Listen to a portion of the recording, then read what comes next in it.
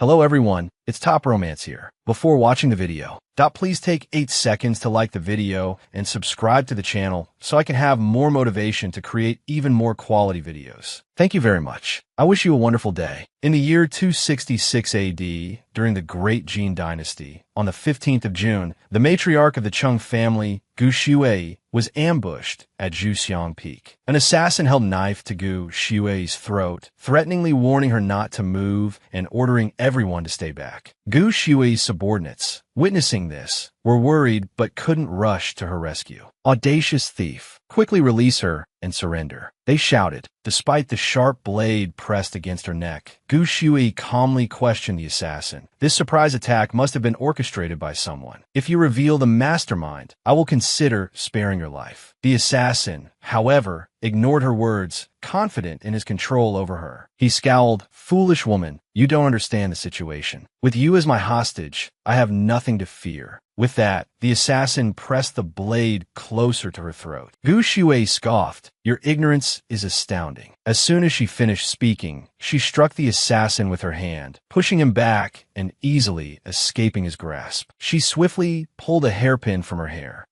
and slashed it across the assassin's throat. Her face grim, she stated, "A waste of words." The assassin let out a choked gurgle, collapsing to the ground, writhing in pain and unable to speak. Gu Shui grabbed his head, her voice dripping with disdain. "I only pretended to be captured because I wanted to know who was behind this. When I was accompanying my father and brother on campaigns, you were probably still clueless about your own whereabouts." She then ordered her soldiers, "Take him away and find a physician to treat his wounds. Make sure to interrogate him under torture until he reveals who ordered him to do this." The soldiers responded in unison, "Yes, madam." Suddenly, Gu Shui heard a mysterious voice calling her name. Panicked, she exclaimed, "Someone is calling me." As soon as she spoke, her head began to spin. "What's happening? My head IT hurts so much." The soldiers, seeing Gu Shui collapse after her display of strength, were alarmed. Madam has fainted. Quickly, get a physician." In her subconscious, Gu Shui thought, "I am Gu Shui, the matriarch of the Chung family in the Great Jin Dynasty. I don't know how, but I've transmigrated into a book." Then, she abruptly woke up. Gu Shui sat with her legs crossed, explaining, "And then I came to this world, becoming Gu Shui, the eldest daughter of the Xinyuan Corporation." The doctor stared at her, stunned into silence. After a moment, the doctor wiped the sweat from his brow and said, "So, you believe you have transmigrated here?" Gu Shui, her face melancholic, began to elaborate, "Yes. Moreover, I've transmigrated into a book. My character is a wealthy, spoiled heiress." The doctor, understandably skeptical of this fantastical story, interrupted, "How long have you had these symptoms?" Gu Shui tilted her head. 2 days. I've been in this world for 2 days. During these 2 days, I've come to understand everything about this world." Suddenly animated, she stood up, placing both hands on the table and leaning towards the doctor. "I know you're a physician. You can help me." Just then, Gu Shui's phone rang, interrupting their conversation. "I love the way you overcome despair. I love your unyielding spirit. I love your lonely figure passing through the darkness." Gu Shui answered the call. A voice on the other end of the line startled her. It was Madame Yan. Apparently, her 4th young master and the Jiang family's 3rd young master had gotten into a fight and were at the police station. Could she come and get them? Gu Shui turned to the doctor. "The police station is that the yamen in this place?" Hearing this question, the doctor became even more convinced of her delusion, managing only a weak, strained nod and a forced smile. Gu Shui bristled with indignation. Preposterous. They are brothers. How could they brawl in the streets, causing such a disturbance that they are taken to the yamen, requiring the matriarch to personally retrieve them? She shoved the phone into her pocket, still reeling from the absurdity of the call. It was all so utterly ludicrous. Meanwhile, the doctor was flipping through his medical texts, searching for treatments for delusions. Finding what he sought, he turned back to Gu Shui. "Miss Gu, based on your symptoms, I'll prescribe you medication for a week to start." Receiving no response, he called out again, "Miss Gu." She was standing by the window, staring blankly outside. The doctor, panicked, assumed the worst. "Miss Gu, Please don't think of leaving that way. Hearing this, Gu Shui turned back to him, an expression of weary frustration on her face. It seems you still don't believe me. In that case, I'll just... Without another word, she jumped out the window. As she plummeted towards the ground, her voice drifted back up. Find another physician. The doctor, staring down in horror, went pale. His face was a mask of bewilderment. What in the world just happened? Gu Shui walked down the street, surrounded by unfamiliar sights. Cars, students, cell phones, and countless other novelties. She thought to herself, this is a completely foreign world, and I become a stranger, sharing only a name. Though transmigrated into a stranger, she still possessed all the memories of this Gu Shui. The Gu Shui of this world, the spoiled heiress of the Xin Yuan Corporation. At 24, she had fallen head over heels for Yin Zhao, CEO of Yin Corporation. She had seduced him, orchestrated a chance encounter with the press, and forced his hand into marriage. Yin Zhao, realizing he'd been played, had dressed quickly and left her alone in the aftermath. Because of the very public nature of their tryst, he'd been forced to marry her. Though she'd achieved her goal of becoming Mrs. Yin, she held no real power within the family. In this cutthroat world of corporate giants, even the servants looked down on her and treated her with disdain. Then, one day, Yin Zhao disappeared. Forces from all sides began circling the Yin family, sensing weakness. Suddenly, a message popped up on her phone, interrupting her thoughts. Madam Yin, where are you? We really can't handle the fourth young master situation. It was from the officer who had called earlier. Gu Shui's imagination conjured up terrifying images of this fourth young master. Unmanageable. Is this Yin see some kind of demonic hellion? She thought back to her time as matriarch. I managed the Chung family for 15 years. My brothers and I could challenge the imperial court itself. Our martial prowess was unmatched on the battlefield, and we dedicated our lives to serving the dynasty. Then she considered her current situation. How could these pampered heirs be so utterly useless? She stopped walking. If I can't go back, then I must first live well. And while I'm at it, I'll instill some proper discipline in this dysfunctional family. Not knowing her way around, she called her driver to take her to the police station. A short while later, the car arrived. Miss, we're at the police station, the driver announced cheerfully. Gu Shui sat still for a moment, then asked to borrow his belt. The driver, utterly bewildered, stammered, Miss, are you sure? Belt in hand, Gu Shui emerged from the car. With an air of authority she hadn't possessed just moments before, she strode into the police station. Inside, Yanbai lounged, his feet propped up on a table. Gu Shui approached him slowly, addressing him directly. Yanbai, he stared, taken aback. This was not the meek, easily humiliated sister-in-law he was accustomed to. This woman carried herself with an unfamiliar confidence. What are you doing here? He stammered, surprised. I received a call from the police station. This is something your brother's secretary should be handling. Why are you involved? Gu Shui replied, her tone sharp. Because I am your sister-in-law. Now explain what happened. Yanbai was bewildered. What game is she playing? She was practically hysterical before. Gu Shui fixed him with a piercing stare. Speak, now. You think I'll tell you? He scoffed. She slammed the belt against the floor. I think you will. The sudden change in Gu Shui, coupled with the ominous presence of the belt, sent a shiver of unease down Yanbai's spine. What are you doing? He stammered. Just then, the door burst open, revealing Jiang Jing. He sauntered in, a sneer plastered across his face. What's this, Yanbai? Lost a fight and had a call for backup. He continued his taunts. Too bad your brother's vanished. Dead or alive, who knows? Yanbai's face flushed with anger. He clenched his fists. You want to die? Want another taste of my fist? Let everyone see the style of the Jiang family's third young master. Jiang Jing stepped closer, his arrogance growing. Come on then, hit me. We're surrounded by police. I dare you. He seemed to only just register Gu Shui's presence. Who's this? He asked, his tone dripping with disdain.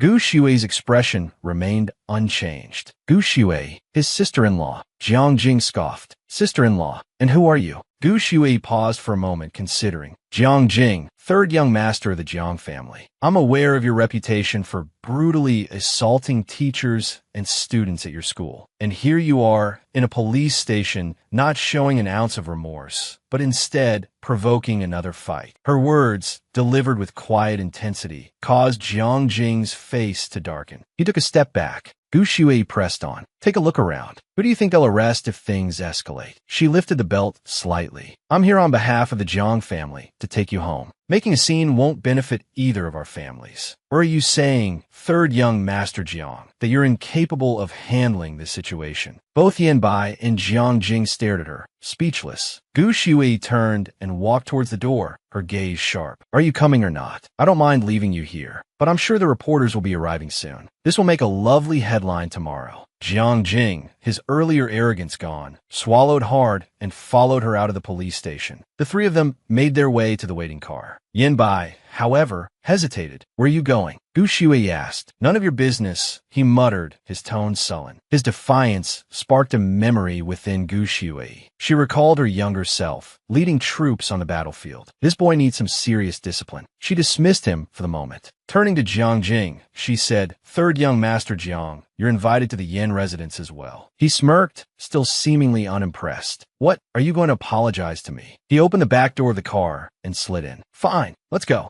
Gu Shui followed, her expression unreadable. The two settled into the back seat. Yanbai, despite his earlier reluctance, appeared at the car door, a flicker of unease in his eyes. He clearly wasn't comfortable leaving Gu Shui alone with Jiang Jing. The car door slammed shut. Yanbai slid into the seat opposite them. Are you scared of the Jiang family? He asked Gu Shui, his tone laced with sarcasm. Why else would you invite him back? Are you planning to apologize? He puffed out his chest. I have to go with you. Can't let you embarrass the Yin family. A faint smile played on Gu Shui's lips. Indeed, you should come along. She instructed the driver to start the car. As they drove, Yanbai's gaze drifted to the rearview mirror. Jiang Jing's reflection stared back, his expression as unpleasant as ever. What are you looking at? Jiang Jing's expression seemed to say. Yanbai's eyes moved from Jiang Jing's face to Gu Shui's legs, their smooth skin gleaming in the sunlight. He couldn't tear his gaze away, and he certainly didn't want Jiang Jing looking at them. Frowning, Yanbai barked, "Stop the car." The driver slammed on the brakes. Yanbai jumped out, opened Gu Shui's door, and said, "Move to the front." Gu Shui looked at him, unimpressed. "Is that how you speak to me?" Yanbai, momentarily flustered, quickly corrected himself. "Please, sister-in-law, sit in the front." After they switched places, the car started moving again. "What are you doing, Yanbai?" Jiang Jing demanded. "We were sitting perfectly fine. Why did you make us switch?" Yanbai turned his face to the window, pointedly ignoring him. "Mind your own business," he snapped, "or I'll shove your head through the wheel." Jiang Jing, thoroughly irritated, fell silent. The two young men sat stiffly, each facing away from the other. Gu Shui, watching them in the rearview mirror, said nothing. The car pulled up to the Yin residence. Two servants were waiting at the entrance. "Young master, you're back." A maid rushed towards Gu Shui, her face etched with worry. "Madam, where have you been?" "Madam Yin, you must come quickly." Before Gu Shui could even enter the house, a woman appeared, waving her hand dismissively. "Madam Yin, you finally decided to show your face. I thought you were planning to avoid me forever," she exclaimed, her tone accusatory. After a moment of stunned silence, the woman grabbed Gu Shui's hand, feigning distress. "Madam Yin, I don't want to steal your place. I just want what's best for my child," she pleaded. Recognition dawned on Gu Shui. This was Xiang Meng. Gu Shui's memories of the original era surfaced. Xiang Meng, a C-list actress, claimed to be Yin Zhao's lover and pregnant with a child. Gu Shui remembered a scene. Xiang Meng, face contorted with rage, banging on her door. "Open up. Don't hide. You have to give me an answer." The original Gu Shui, surrounded by shattered glass, had sobbed, "Stop knocking. Just leave me alone. Everyone bullies me. Everyone." Shaking off the memory, Gu Shui pulled her hand away from Xiang Meng. With a chilling look, she brushed past her. "Your affairs are beneath my notice. Just stand there and wait," Gu Shui said coldly, leaving Xiang Meng speechless and flustered. What?" she stammered. Yin Bai, following close behind, added insult to injury. "The Yin family estate. Now anyone can just waltz in," he sneered. His words were a clear declaration of ownership, a refusal to acknowledge Xiang Meng's unborn child as a Yin family heir. He, like Gu Shui, held nothing but contempt for this shameless woman who dared to set foot on their property. Jiang Jing, never one to miss an opportunity for mockery, chimed in, "Hey, I saw your lingerie ad. Nice NDT 0, right?" Faced with the combined disdain of all three, Xiang Meng finally registered the shift in Gu Shui's demeanor. The woman before her radiated an entirely different kind of authority than she had displayed before. A tremor of fear ran through her. Her face darkened as she bit her nails, watching them proceed into the Yin mansion. Gu Shui paused on the staircase, looking down at the two young men still lingering by the entrance. "What are you two old goats doing down there?" She called out. "Get up here." Obediently, they ascended the stairs. Jiang Jing, still basking in the delusion that he had been brought to the Yin residence for a groveling apology, slung an arm around Yin Bai's shoulders. "Come on, Yin Bai," he said, adopting a condescending tone. "Don't be so hard on them. If you and your sister-in-law apologize sincerely, I might consider letting this whole thing slide." The sentence ended with a sharp crack. The belt Gu Shui had been holding now lay on the floor, the result of a forceful slam. The sudden action startled all three young men. Gu Shui's eyes, sharp as blades, fixed on Jiang Jing. "Young Master Jiang," she said, her voice dangerously low, "if your family won't teach you manners, I'll be happy to educate you on proper etiquette and respect." The words were followed by the whistle and thwack of the belt connecting with Jiang Jing's arm. It was clearly not a gentle tap. Jiang Jing winced, his face contorting in pain and disbelief. "Gu Shui, how dare you hit me?" Enraged, he bellowed, "Do you know who my brother is?" Gu Shui, unfazed by his attempt at intimidation, simply stared at him. Crack! The belt struck him again. Seeing his threats were ineffective, Jiang Jing resorted to pleading. "Stop! Stop hitting me! It hurts! Ouch! Ouch!" Yin Bai, watching from the hallway, was utterly bewildered. Was this the real reason she brought Jiang Jing back? He wondered, to have a convenient place to beat him up. Inside the room, Jiang Jing decided he'd had enough. Gritting his teeth, he declared, "That's it. I'm not taking this anymore. I'm going to hit a woman today." He raised his fist. He swung at Gu Shui. To her, he was nothing but an insignificant insect. She effortlessly caught his fist. Twisting his arm behind his back, she elicited a shriek of pain. "Ouch! Ouch! Ouch! Stop! I'll have to go to the hospital, Madam Yin." He craned his neck to look at her. Gu, sister-in-law. Sister-in-law. I'll call you sister-in-law, okay? If you try to hit me again," Gu Shui warned, tightening her grip,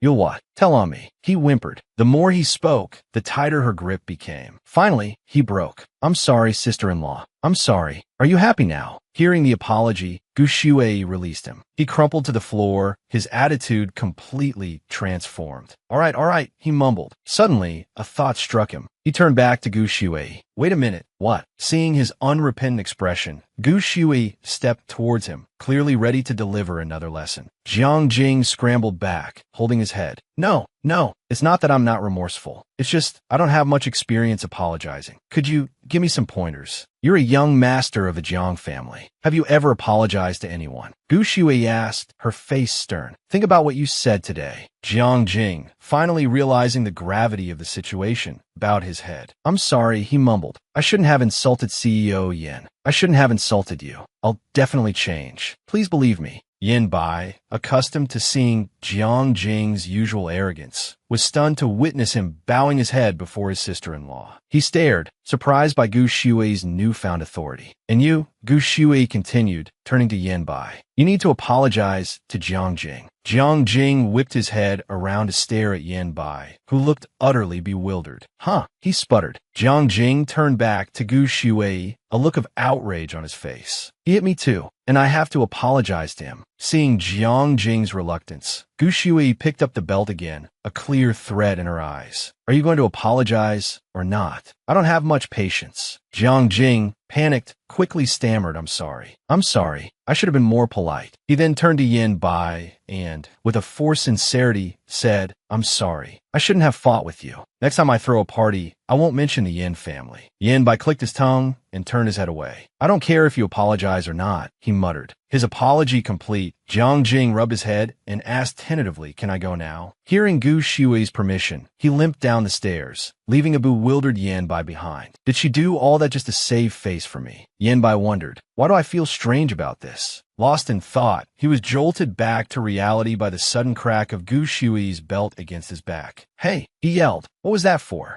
Gu Shui's expression was serious. "I hit him because he bullied you," she said. "He spoke disrespectfully about the Yin family. I hit you because you as a She paused, realizing she had slipped into archaic language. As a son of the Yin family, she corrected herself, chose such a base method to resolve your problems. You showed no regard for the Yin family's reputation. Gu Shuai continued her reprimand, and even then, you lost the fight. Yin Bai's face flushed with shame. Unfazed by his embarrassment, she dropped the belt and walked away. Aren't you going to hit me anymore? Yin Bai called after her. No, she replied, continuing down the hall. Outsiders need to be whipped to learn their lesson. Disciplining family is different. Yin Bai, about to retort, found himself speechless. Disciplining family. Reaching the bottom of the stairs, Gu Shui called out, "Get a doctor down here." "Right away, madam." A maid responded, hurrying off. Xiang Meng, who had somehow slipped back into the house, watched the scene unfold in disbelief. The timid Gu Shui she knew was gone, replaced by this assertive, commanding woman. She quickly made her exit. "Madam Yin," she said, feigning illness. "I'm not feeling well. I'll come back another day." Outside, she couldn't contain her astonishment. Crazy, crazy. That woman is nothing like she used to be. I have to tell him.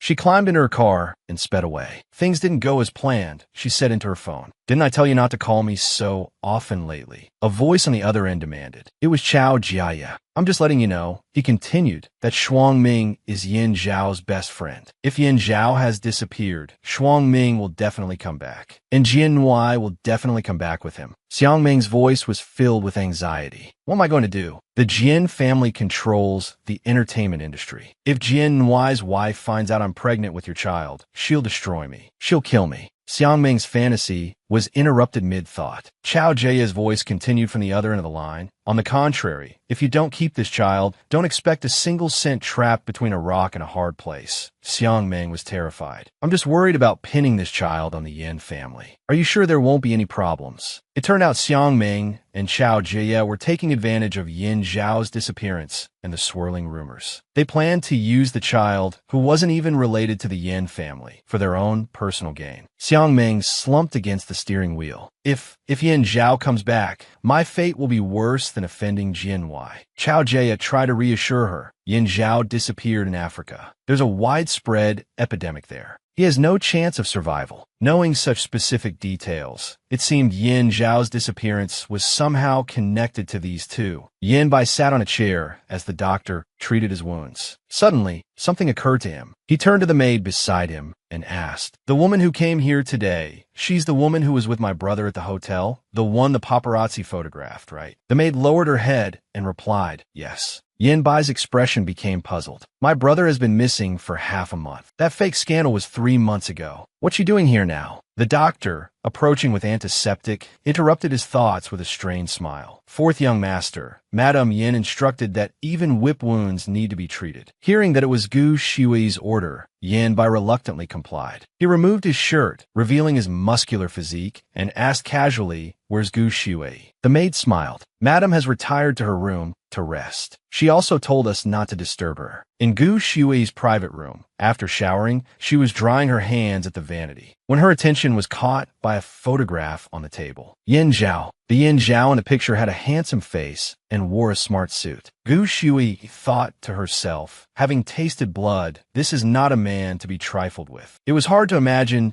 such a man readily agreeing to marry a woman like her original self, obsessed with physical intimacy. Seeing Yin Zhao's picture reminded Gu Shui of the later parts of the book. Based on the plot's progression, he would meet the sweet and petite female lead, fall in love quickly, and upon his return, bring her home, and, incidentally, divorce her. Gu Shui picked up Yin Zhao's photo just as the doorbell rang outside. Ring, ring, ring. The maid answered the phone, her voice filled with alarm. "Fourth young master." It's third young master Jiang on the phone. Yin Bai, nursing his wounds, frowned. "Jiang Jing, did that lunatic actually tell on us?" He approached the phone and answered, "Hello." A voice on the other end said, "Fourth young master Yin, please put Madam Yin on the phone." Not wanting to bother his sister-in-law, Yin Bai disobeyed. What does third young master Jiang want with her? If it's about Jiang Jing, I can handle it. The voice on the other end persisted. "You can't handle this." Irritated, Yin Bai raised his voice. "Jiang Yinglit, he dared to slander my brother, which is why we fought." The voice quickly interrupted, "Fourth young master." Suddenly, Gu Shui appeared, her hand outstretched for the phone. Yin Bai was surprised. "Give me the phone," she said. Yin Bai, not wanting to cause more trouble, quickly grabbed the phone back. I can handle this myself. Gu Shui remained calm, her hands still extended. You can't handle this. She reached out, one hand grasping Yin Bai's, the other taking the phone. Yin Bai, flustered by the contact, fell silent. Gu Shui brought the phone to her ear and said firmly, "This is Gu Shui. Speak, Mr. Jiang." Jiang Xiansheng, seated regally with a cigarette in hand, began, "Madam Yin, I'm calling about Jiang Jing. To be blunt, the Jiang family's face has been dragged through the mud. I couldn't simply ignore this, so I felt compelled to pay a visit." Gu Shui's response was curt and dismissive. "I'll be waiting." With that, she hung up, a move that caught Jiang Xiansheng off guard. Contrary to his expectations, Gu Shui displayed no fear. His secretary, noticing his stillness, ventured, "CEO, Jiang, are you really going to the Yin residence?" Jiang Xiansheng brushed off some ash from his cigarette. 3 p.m. this afternoon, I'll make a trip to the Yin residence. He then stroked his chin thoughtfully. While Jiang Jing is the apparent reason, it's also a good opportunity to see how CEO Yin Zhao's wife is faring in his absence. Back at the Yin residence, Yin Bai, overhearing his sister-in-law agree to Jiang Xiansheng's visit, anxiously grabbed Gu Shui's hand. "Why did you agree to talk to him? Aren't you afraid he'll cause trouble for you?"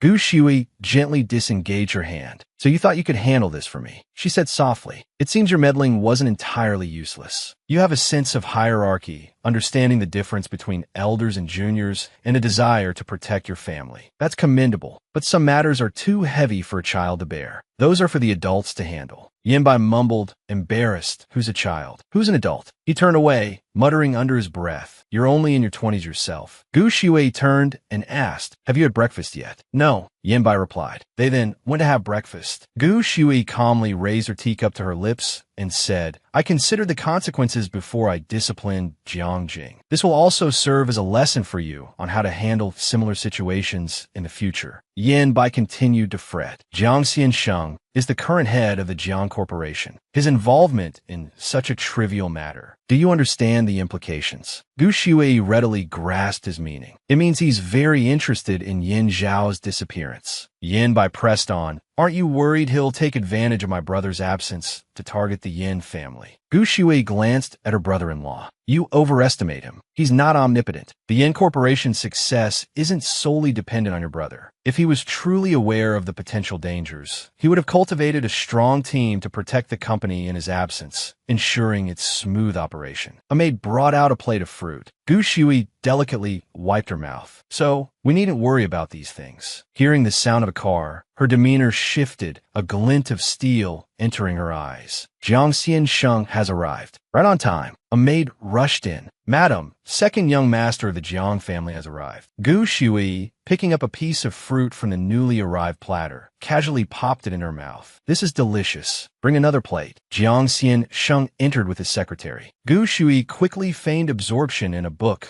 while Yin Bai sat beside her, sweating nervously. Jiang Xiansheng took a seat. Gu Shui politely inquired, "Mr. Jiang, are you here because you're upset about Jiang Jing?" Jiang Xiansheng paused, considering his words. He finally settled on a carefully crafted response. "A member of the Jiang family was assaulted in the Yin residence. We can't simply overlook this." Gu Shui's expression hardened. "Mr. Jiang, what about when members of the Jiang family assault members of the Yin family? What are we supposed to do?" Jiang Xiansheng, resting his chin on his hand, countered, "And what does Madam Yin propose we do?" She replied without hesitation, "I disciplined him as an elder. That's why I hit him." She then gestured for Yin Bai to come closer. He obediently moved to her side. Gu Shui brushed Yin Bai's hair aside, revealing a cut on his forehead. She turned to Jiang Xiansheng, her voice sharp. "Mr. Jiang, this is the mark your brother left. Are you suggesting that the Jiang family has the sole right to bully the Yin family?" Jiang Xiansheng, with one leg casually crossed over the other, replied smoothly, "If that's the case, it's merely a private squabble between children, hardly a matter requiring adult intervention." Gu Shui folded her arms. "I disciplined Jiang Jing because of Yin Bai. Are you prepared to accept that, Mr. Jiang? Or perhaps you'd like to retaliate by striking me on Jiang Jing's behalf?" A dangerous glint flickered in Gu Shui's eyes. There's no time like the present. If you're itching for a fight because of Jiang Jing, Mr. Jiang, feel free. Jiang Xiansheng paused, his expression unreadable. I don't fight women. He stood up, addressing Gu Shui directly. Since Jiang Jing was the instigator, let's consider this matter closed. Gu Shui's voice dripped with sarcasm. Closed. Do you think you can waltz in and out of the Yin residence as you please? Jiang Xiansheng stepped closer, leaning down to ask, then what is Madame Yin suggesting? Before he could finish, Gu Shui grabbed his collar, startling his secretary, who cried out, Madame Yin, what are you doing? CEO Jiang has already offered to let this go. Are you planning to assault him? With a faint smile, Gu Shui calmly plucked a button from Jiang Xiansheng's jacket. This is for the magnanimous Mr. Jiang, who came to our home to apologize. Consider it a return gift. Jiang Xiansheng, his face flushing slightly, turned away, adjusting his collar. Now that we're even, I'll take my leave. But Gu Shui stopped him. Turning to a servant, she instructed, wrap up the freshly washed strawberries. She then presented the package to Jiang Xiansheng with a bright smile. Safe travels, Mr. Jiang. Once inside the car, Jiang Xiansheng's secretary remarked, CEO Jiang, Madame Yin is quite different from the rumors. Intelligent, but rather domineering.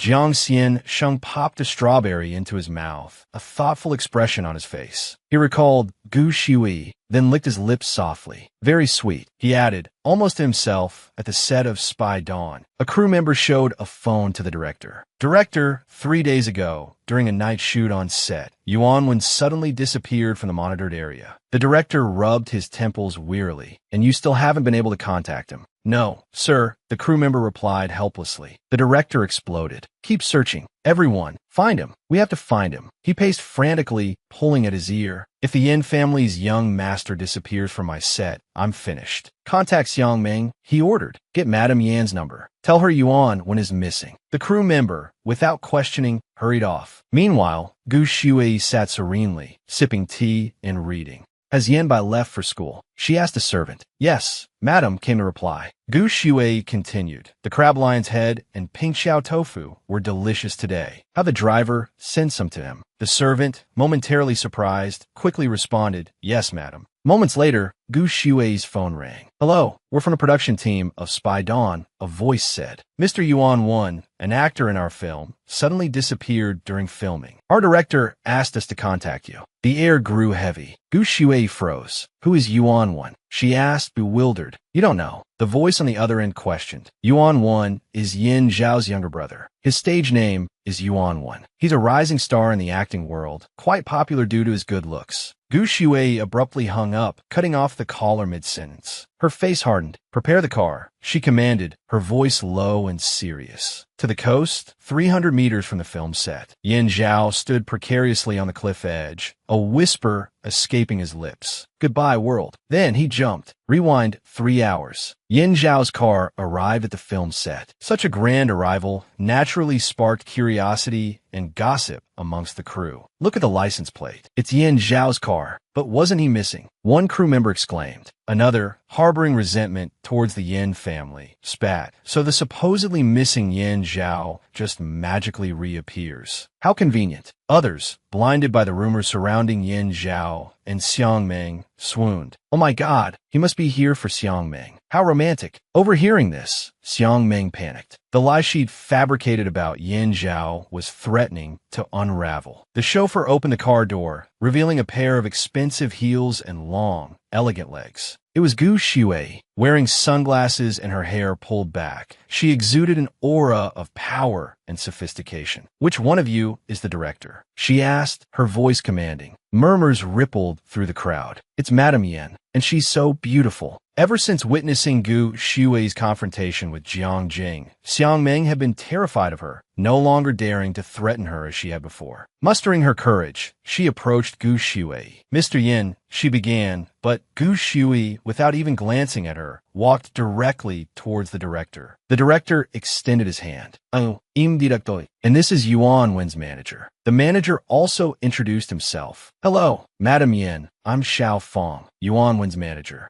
Cutting the introduction short, Gu Shui removed her sunglasses and immediately barked orders to her bodyguard. Bring the tablet here, and bring him along. She then gestured for Yuan Wen's manager to follow, her bodyguard trailing behind. Xiang Meng watched, seething with envy, as Gu Shuai commanded the entire film crew with such effortless authority. Madame Yan's presence is truly impressive, someone remarked, noticing Xiang Meng's resentment. If you were Madame Yan, you could do the same, they added, a hint of malice in their tone. Yin Zhao's car pulled away from the set. Xiao Fong awkwardly sandwiched between two imposing bodyguards. Madam, one bodyguard spoke, if you want to deploy the Yin family's resources to find the two young masters, you should contact Mr. Yan's secretary for authorization. Gu Shuai seemed unconcerned. No need, she replied dismissively. The bodyguard was taken aback. No need. Gu Shuai offered an alternative. Call the police. The bodyguard stared at her, dumbfounded. Call the police. It turned out that Gu Shuai had been meticulously reviewing street camera footage, tracing the two young masters' movements. Her efforts paid off. She had found a lead. They must have gone this way, she murmured, pointing at the screen. Back to the present. Yin Zhao stood on the precipice, overlooking the churning sea below. He was about to end it all. Goodbye, world, he whispered again. He closed his eyes, leaned back, and fell, his arms outstretched, embracing the free fall. He plunged into the water, sinking beneath the waves. Suddenly, the roar of an approaching boat broke the silence. Yin Zhao's eyes snapped open, startled by the sound, just as the boat reached the spot where he'd jumped. His eyes widened in disbelief. Gu Shuai was diving towards him.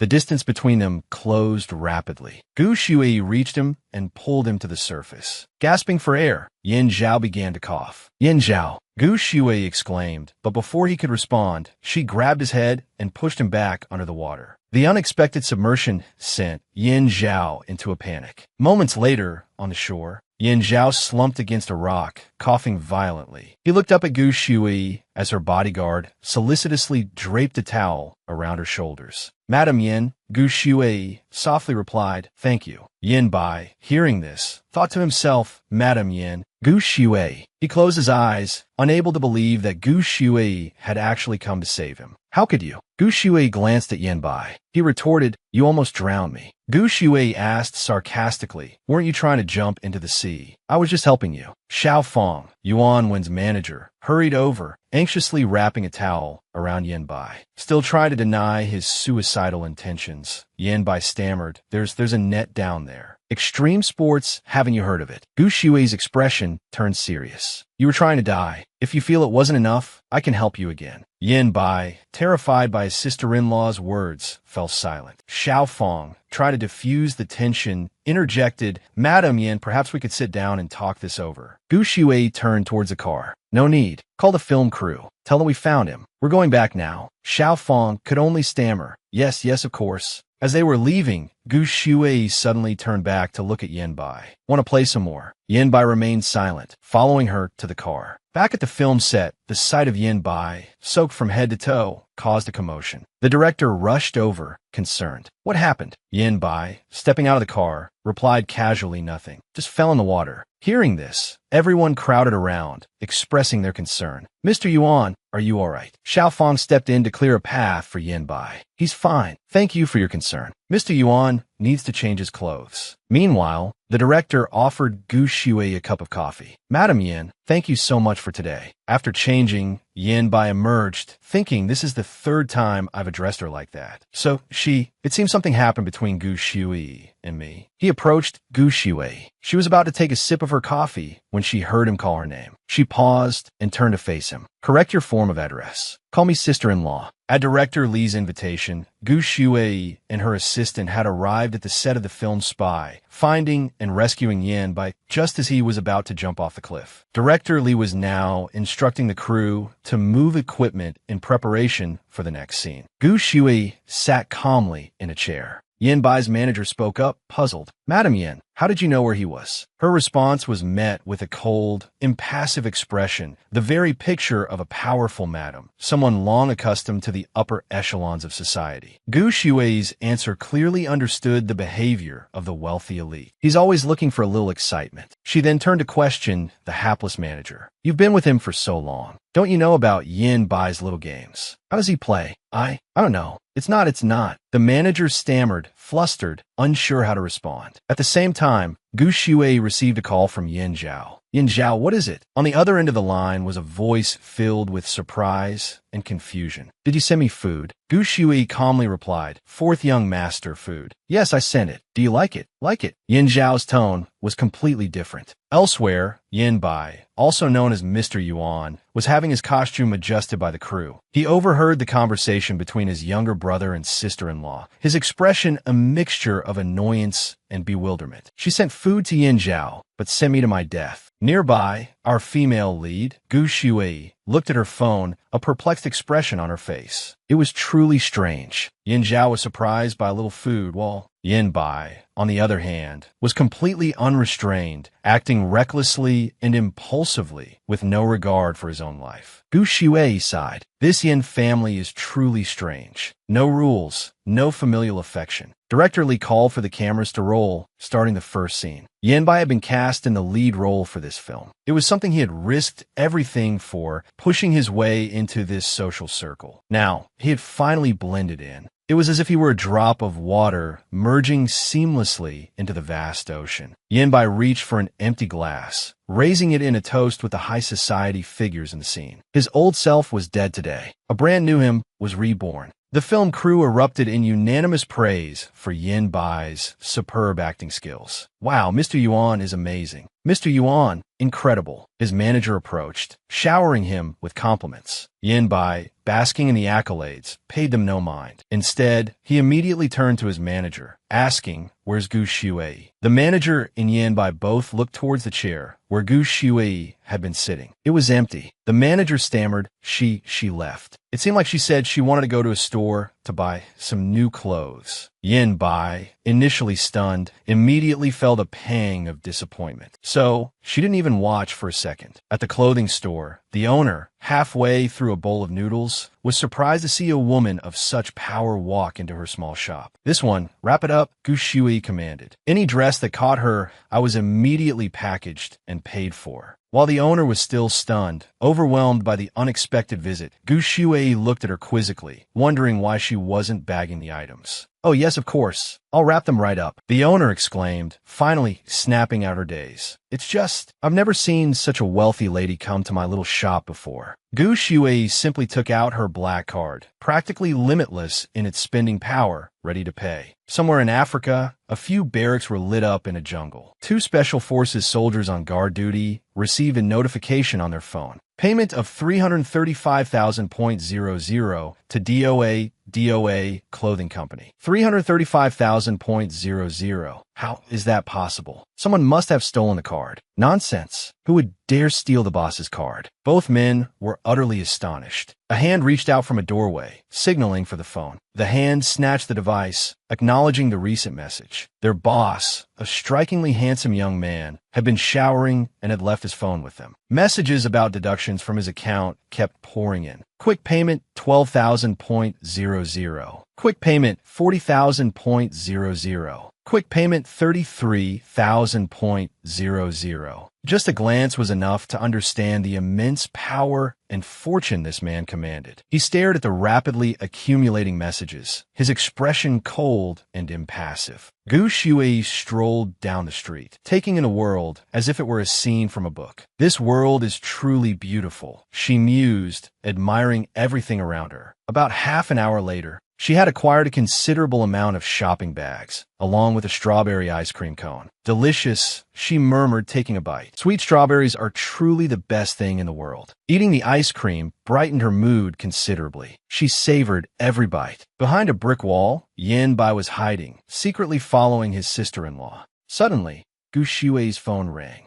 A hurried voice on the other end said, Madam, Jiang Xiansheng has returned to the capital. Gu Shui replied, understood. After the call, her expression darkened. Yin Bai, noticing this, was about to step out, but quickly retreated back behind the wall. However, man plans and heaven laughs. Gu Shui caught him red-handed. He stood there, shrinking back, nervously stammering, What were you doing here? Oh, what a coincidence. Gu Shui, seeing his awkwardness, simply remained silent. A moment later, she spoke, breaking the tense atmosphere. So, are you finished filming for today? Yin Bai, still embarrassed, mumbled, yeah. Gu Shui offered him a shopping bag. I just bought these for you. She gestured towards the car. Let's go home. Yin Bai took the bag, a flicker of surprise in his eyes. As they walked toward the car, Gu Shui casually inquired, do you know Jian Xiangming? Yin Bai, caught off guard, stumbled over his words. I think he's a friend of my brother's. I've seen him at the Yin residence. Suddenly, Gu Shui's phone began to ring insistently. Back at the Yin residence, Yin Bai headed straight upstairs. I'm going up, he muttered, escaping the lingering awkwardness. Gu Shui, however, was immediately besieged by a flurry of phone calls. She sank into a chair, answering the first one. A crisp, professional voice greeted her. Hello, Madam Yin. This is Shui Lin, Mr. Jian Xiangming's secretary. Mr. Jian will be bringing Miss Jian Nu to your residence tomorrow evening for a visit. Will that be convenient? Hearing Jian Xiangming's name again, Gu Shui's brow furrowed. He's barely back in the capital and already arranging a visit. Something must be up. Yes, that will be fine, she replied curtly, ending the call. Barely 5 seconds later, her phone rang again. Madam Yan, hello. This is Mr. Yan's secretary. I've been informed that Mr. Jian will be visiting tomorrow evening. If it's convenient, Mr. Yan would like me to accompany you. Gu Shui sighed internally. That's fine, she responded, hanging up quickly. The phone rang yet again.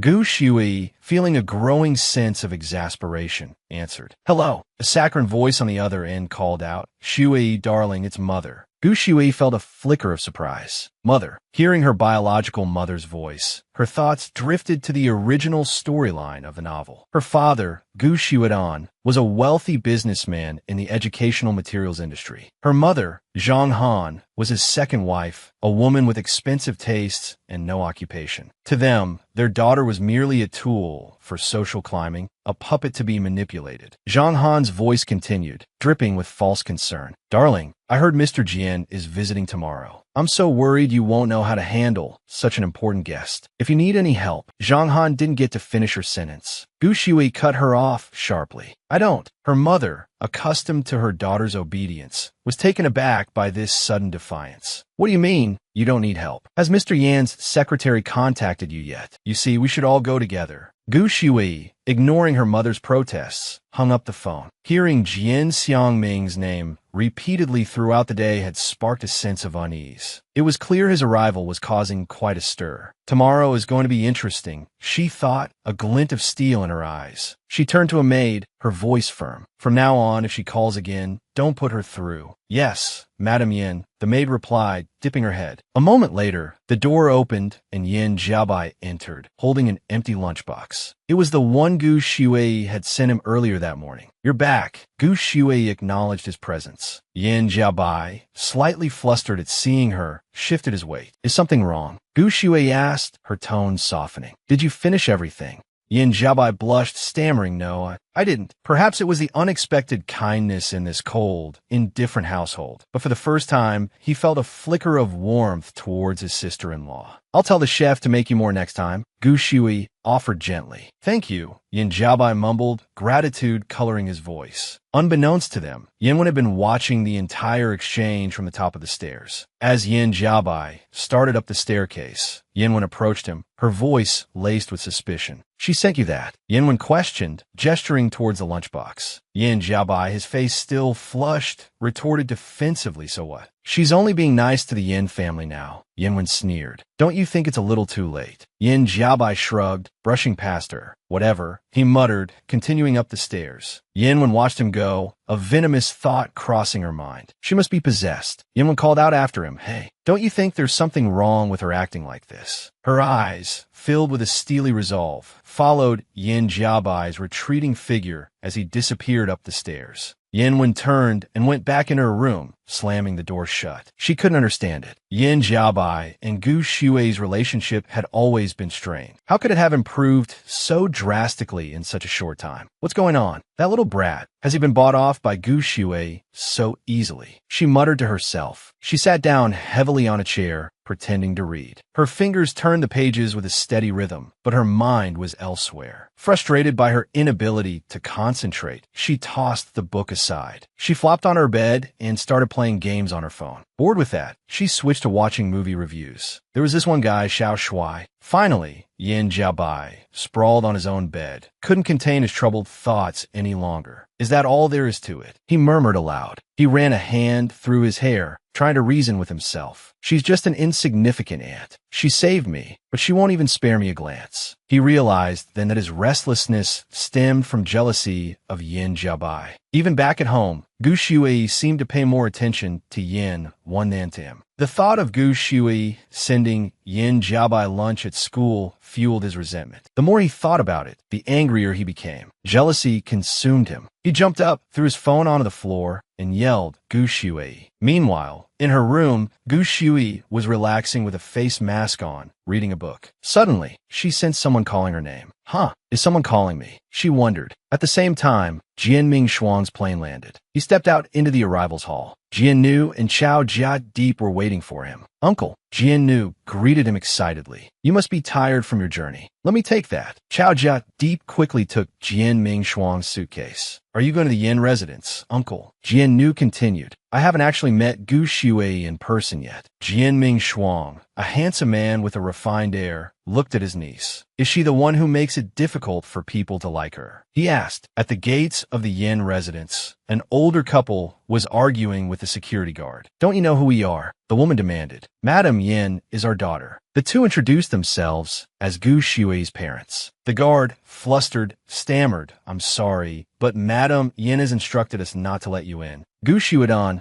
Gu Shui's father, was stunned. He couldn't believe his meek daughter was now refusing to let her own parents into the house. Inside the mansion, a maid nervously approached Gu Shui. Madam, your parents are still at the gate. What if they refuse to leave? Gu Shui remained unfazed. She leaned back in her armchair, calmly turning the page of her book, seemingly indifferent to the commotion outside. They're your parents. How can you be so cold-hearted? Just let them wait out there and see who gives in first, the maid pleaded. Outside, a car pulled up to the gate. Zhang Han, Gu Xuan's second wife, turned to watch as the car window slowly rolled down. It was Chun Futsan, Yin Zhao's secretary. Why are you two here? He asked gently. Gu Xuan, embarrassed at being locked out by his own daughter, stammered, I don't know what's going on today. Maybe Shui hasn't woken up yet. He couldn't bring himself to believe that Gu Shui would intentionally bar him from entering. The staff inside won't let us in. Even after we explained, he added. Chen Futsan smiled faintly. I see, he said indifferently. I'll go in and see what's happened. He slowly rolled the window back up, showing no sign of inviting them in with him. Gu Xuan, taken aback, tapped on the window. Wait, Mr. Chun, let us in with you. He pleaded. Inside the car, Chen Futsan ignored their pleas. He adjusted his tie and drove into the Yin residence. The gates of the Yin residence swung open, revealing a maid who ushered Secretary Chen inside. Where is Madam Yin? Chen Futsan inquired as soon as he stepped in. Madam is on the second floor, reading, the maid replied. Chen Futsan offered a polite smile. Very well, I'll go up and find her. As he ascended the stairs, Chen Futsan's thoughts churned. Reading, is she? I wonder what enlightening tome she's chosen. Perhaps how to capture a man's heart, or maybe how to secure the largest settlement in a divorce. Gu Shui's recent actions had sown seeds of suspicion in his mind. He couldn't shake the feeling that she was meticulously planning something. Was it a scheme to hold on to her husband, or a strategy to amass the greatest possible fortune? Chen Futsan reached the second floor and opened the door to the room where Gu Shui sat reading. She didn't seem surprised by his appearance, as if she had anticipated his arrival. Maintaining a veneer of politeness, she inquired, Secretary Chun, is there something Mr. Jian wishes to convey through you? Chen Futsan adjusted his glasses, his voice soft yet firm. I hope, madam, that you will choose to remain silent when the time comes. His words carried an undercurrent of warning, a subtle threat hanging in the air. Gu Shui continued reading, seemingly oblivious to Chen Futsan's presence. Very well, she replied calmly. Chen Futsan was taken aback by her acquiescence. She's not going to cause a scene. She's just agreeing. How unexpected. He was surprised by this change in Gu Shui, so different from her past behavior. Suddenly, a maid hurried into the room. Madam, Miss Jian Nu has arrived, she announced breathlessly. Gu Shui finally looked up from her book. Jian Nu, is she related to Jian Shuang? She asked. Chen Futsan, resuming his usual affable demeanor, replied with a smile. She is Mr. Jian's niece. Having received the necessary information, Gu Shui simply responded, "I see." Noticing that Gu Shui made no move to greet her guest, Chun Futsan inquired, "Do you not intend to go downstairs and receive her?" Gu Shui, still holding her book, remained seated. "Yin Zhao is not here. I am the head of the Yin household. When someone visits, should the head of the household lower themselves?" Seeing that Gu Shui had no intention of welcoming her visitor, Chun Futsan simply offered a non-committal, "I understand." However, he couldn't help but wonder, what's with her today? She's being surprisingly agreeable. He was genuinely perplexed by her composure. Moments later, Jian Nu entered the room. "Madam Yin," she began, her tone laced with challenge. The scene abruptly shifted, showing Jian Nu and Gu Shui, both clad in ancient Chinese robes, standing in a bamboo forest. Had they been allies or enemies in a past life? Jian Nu, her hair neatly bound in a bun, held a sword. "So you're Gu Shui, the woman nobody likes," she sneered. "I'll come and test your mettle." Gu Shui, dressed in red, responded without hesitation, "Enough talk. Show me what you've got." The scene snapped back to the Yin residence. Gu Shui, now the picture of gracious hospitality, gestured towards Jian Nu. "Miss Jian, please have a seat. Would you care for coffee or tea?" Jian Nu sat down and, with a haughty air, chose coffee. Then, her gaze shifted to Chun Futsan. "So, Secretary Chun is here as well," she observed. "What a pity. My uncle has just arrived at the Yin Corporation building. He said he'd wait for you there." Chun Futsan feigned regret, adjusting his glasses out of habit. "That is unfortunate," he replied. Jian Nu continued to probe Gu Shui with an air of arrogance. "Madam Yin, you seem to be in good spirits." The scene shifted back to the bamboo forest. Jian Nu brandished her sword, her voice dripping with disdain. "Just a sack of straw, pretending to be brave. You can't even face me without your CEO by your side." Back in the living room, Gu Shui, unfazed, readily agreed. "Yes," she admitted, "I've been sleeping well and eating well." Chun Futsan glanced at Gu Shui, thinking to himself, does she genuinely not understand the sarcasm, or is she feigning ignorance? Continuing her previous statement, Gu Shui added, "Especially the strawberries here. They have an indescribable flavor." Having said this, she pushed the plate of strawberries towards Jian Nu. "Would you like to try some?" This gesture seemed to confirm her earlier words. She was indeed living well, and had no need for outsiders like Jian Nu to inquire about her well-being. The scene shifted back to the bamboo forest. Jian Nu's earlier sword strike was smoothly evaded by Gu Shui. Not only that, but Gu Shui, light as the wind, used her qinggong to float behind Jian Nu, regarding her like a hunter eyeing its prey. Jian Nu, bewildered, couldn't locate the woman who had been standing before her just moments ago. The situation mirrored the present. Jian Nu, equally bewildered, took a strawberry. "Thank you," she murmured, inwardly puzzled by the interaction. Gu Shui didn't respond, instead looking up at Chun Futsan, who had been standing silently throughout the exchange. "Secretary Chun," she instructed, "go to Yin Corporation first." Hearing this, Chun Futsan, understanding he was dismissed, replied, "Very well. I won't impose any further." Gu Shui closed the book she had been reading. "I'll change and join you," she announced. This declaration surprised both Chun Futsan and Jian Nu. "What?" they exclaimed in unison. Neither seemed to believe that Gu Shui would dare to go to Yin Corporation. Meanwhile, in the bamboo forest, Jian Nu felt the chilling touch of a sword blade against her neck. Gu Shui's haughty voice echoed, "You are not my opponent. I've never considered you one." In their past life, Jian Nu hadn't even been worthy of Gu Shui's attention. Could she possibly stand against her in this life? Seeing Gu Shui's intention to go to Yin Corporation, Jian Nu's face paled. "Madam Yin, there's no need for you to go. You can stay here," she stammered. Before Jian Nu could finish, Gu Shui addressed Yin Wan, who had just entered the room. "Yin Wan, take good care of our guest." Jian Nu only now noticed Yin when leaning against the doorframe. He must have overheard a significant portion of their conversation. Yin Wan pointed at himself, seemingly questioning Gu Shui's request. "Me," he mouthed, as if he hadn't clearly heard her. Jian Nu frowned, thinking, is this a joke? This is Yin Wan, the most gloomy and difficult of the Yin brothers. Surprisingly, Yin Wan readily agreed to Gu Shui's request. He turned to Jian Nu. "Please have a seat," he offered. "I'll bring you some refreshments." Jin knew, stunned, stammered what. She couldn't believe what she was hearing. The notoriously unpleasant Yin was offering her tea. Gu Shui left the room, followed by Chun Futsan, who was increasingly bewildered. Not only had Yin Wen's attitude changed, but all the Yin household staff seemed incredibly respectful towards Gu Shui. It was as if she had become a different person entirely. The rapid transformation was undeniable, and Chun Futsan couldn't help but find it suspicious. The scene shifted to the car.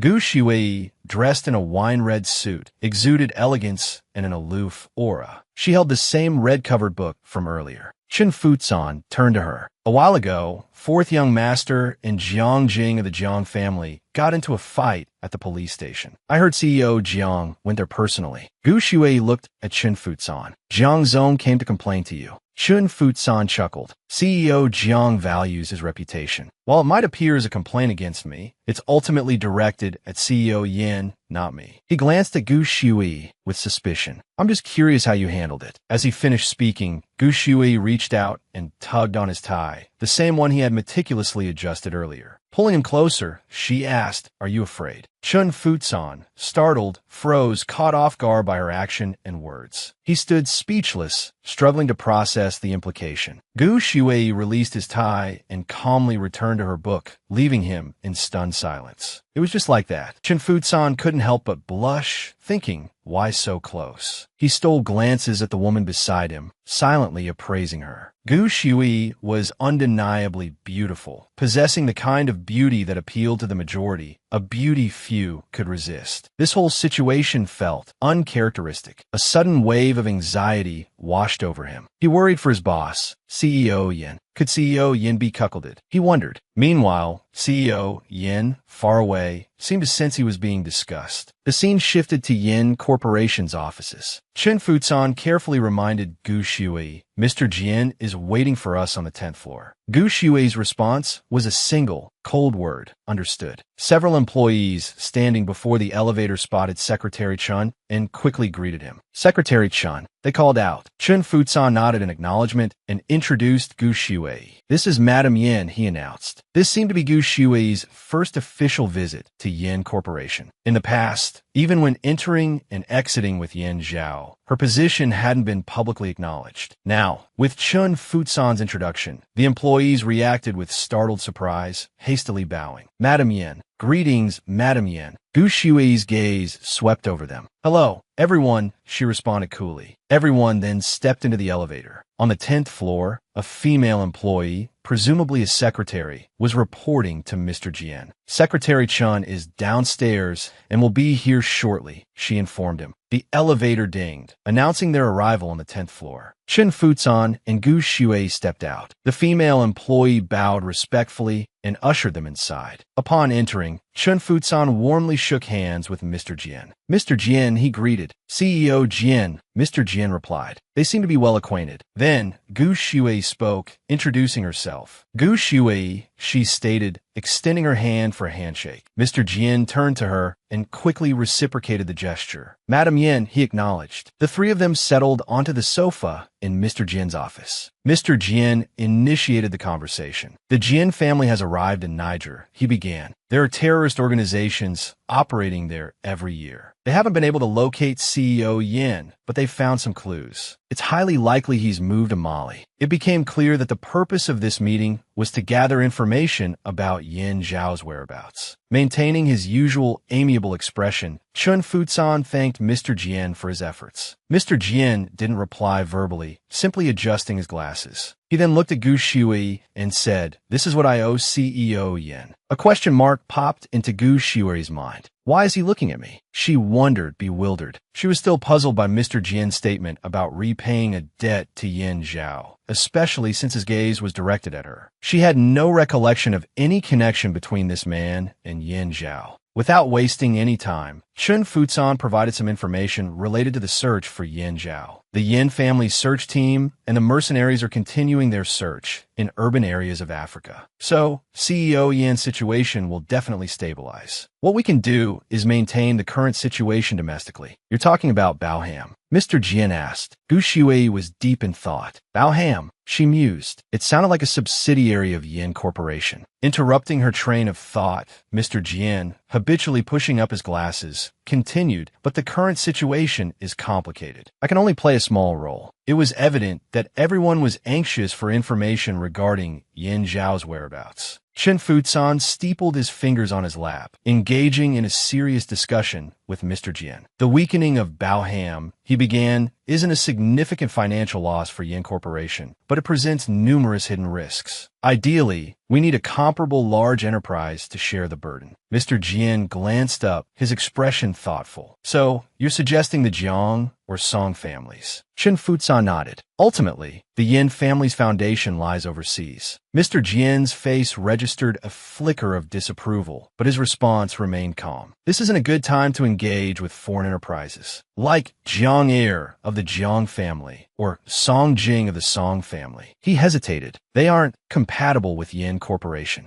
Despite not achieving his desired outcome, Chen Futsan maintained a professional, affable demeanor. That's why I'm requesting Mr. Jian's mediation, he said smoothly, to ease the situation, at least until CEO Yin returns. Mr. Jian didn't promise anything. I'll do my best, he offered, non-committal. This compromise with Mr. Jian was a stepping stone, a way to pave the path for Yin Zhao's return and restore order within the Yin family. Throughout the conversation, Gu Shui remained silent, lost in thought. She glanced at Chen Futsan, his smiling face masking an unreadable depth. Baoham's troubles, while not a major blow to Yin Corporation, clearly preoccupied him. He was even hesitant to involve foreign enterprises to mitigate the risk. Gu Shui's gaze shifted to Mr. Jian. The fact that they needed the Jian family's help and were relying on other powerful families to shoulder the burden indicated the gravity of the situation. Closing her eyes, Gu Shui delved into her memories, recalling a previous exercise related to Jian Mingshuang. What stood out was the connection between Jian Mingshuang's personality and certain government projects. Two versions of herself appeared in her mind. The Gu Shui of the past, the subservient wife, and her current self. The past Gu Shui thought, the government can be intimidating to some. But in my past life, I interacted with royalty and nobility. I understand the intricacies of such power. A new idea began to form, a possibility she felt compelled to explore. Throughout history, she realized not everything has been solely within the domain of man.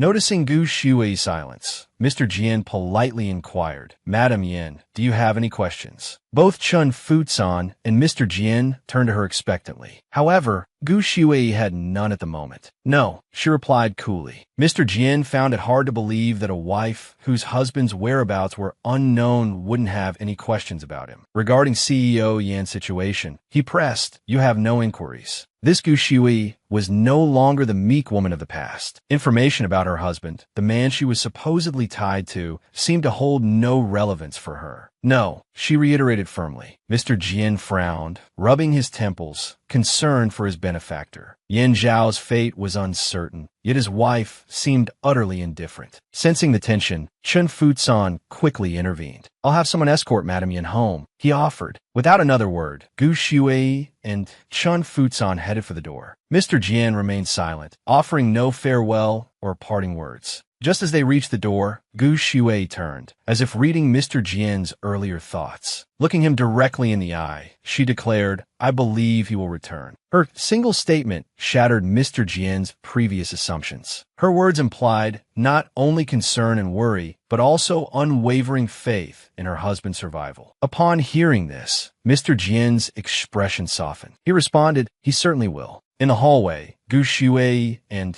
Chen Futsan strode alongside several company employees. Gu Shui seemed to have just requested something from a female employee beside her, offering a polite thank you. Chen Futsan, momentarily losing sight of Gu Shui, turned to call out, Yin. He stopped mid-sentence, his eyes falling upon Gu Shui, who was sticking a piece of paper to the wall and writing something on it with a pen. Intrigued, he asked, what are you doing? Gu Shui didn't reply, but walked slowly towards him. She slipped the paper into Chen Futsan's hand. He stared at her, bewildered, his heart suddenly pounding in his chest. He was consumed with curiosity about what she had written. Chen Futsan suddenly remembered his instructions in the car. He had told her not to speak, but he hadn't meant for her to remain completely silent. Now, he finally looked at the paper Gu Shui had given him. A jolt shot through the secretary. Chen Futsan's face flushed crimson as he read the contents. Secretary Chen, your pants are wet. They're stained with water. He couldn't believe that he, a man who always prided himself on his impeccable appearance, was now being reminded of such an embarrassing mishap by a woman. Not far away, Mr. Jian had witnessed the entire exchange between Chen Futsan and Gu Shui. He removed his glasses. Gu Shui and Chen Futsan. It seems there's been some sort of misunderstanding. He thought to himself, Yin Zhao has unwittingly been given another reason to be jealous. The scene shifted to a room that resembled someone's office. The rhythmic tap of chalk against a blackboard echoed in the space. It was Yuan Wenjia, dressed in a smart business suit of shirt and trousers. Scrawled across the board were a series of complex equations and diagrams. Seated on the sofa, listening intently to Yuan Wenjia's explanation, was Gu Shui. Wenjia, standing beside the board, spoke with animated enthusiasm. In summary, he concluded, that's the gist of it. Finished with his explanation, he returned to the sofa behind the blackboard, grabbed a pillow, and settled onto the floor. He looked inquisitively at Gu Shui. But why do you want to clarify the relationships between these wealthy families? What's the significance? Gu Shui, sitting opposite him, held a notebook,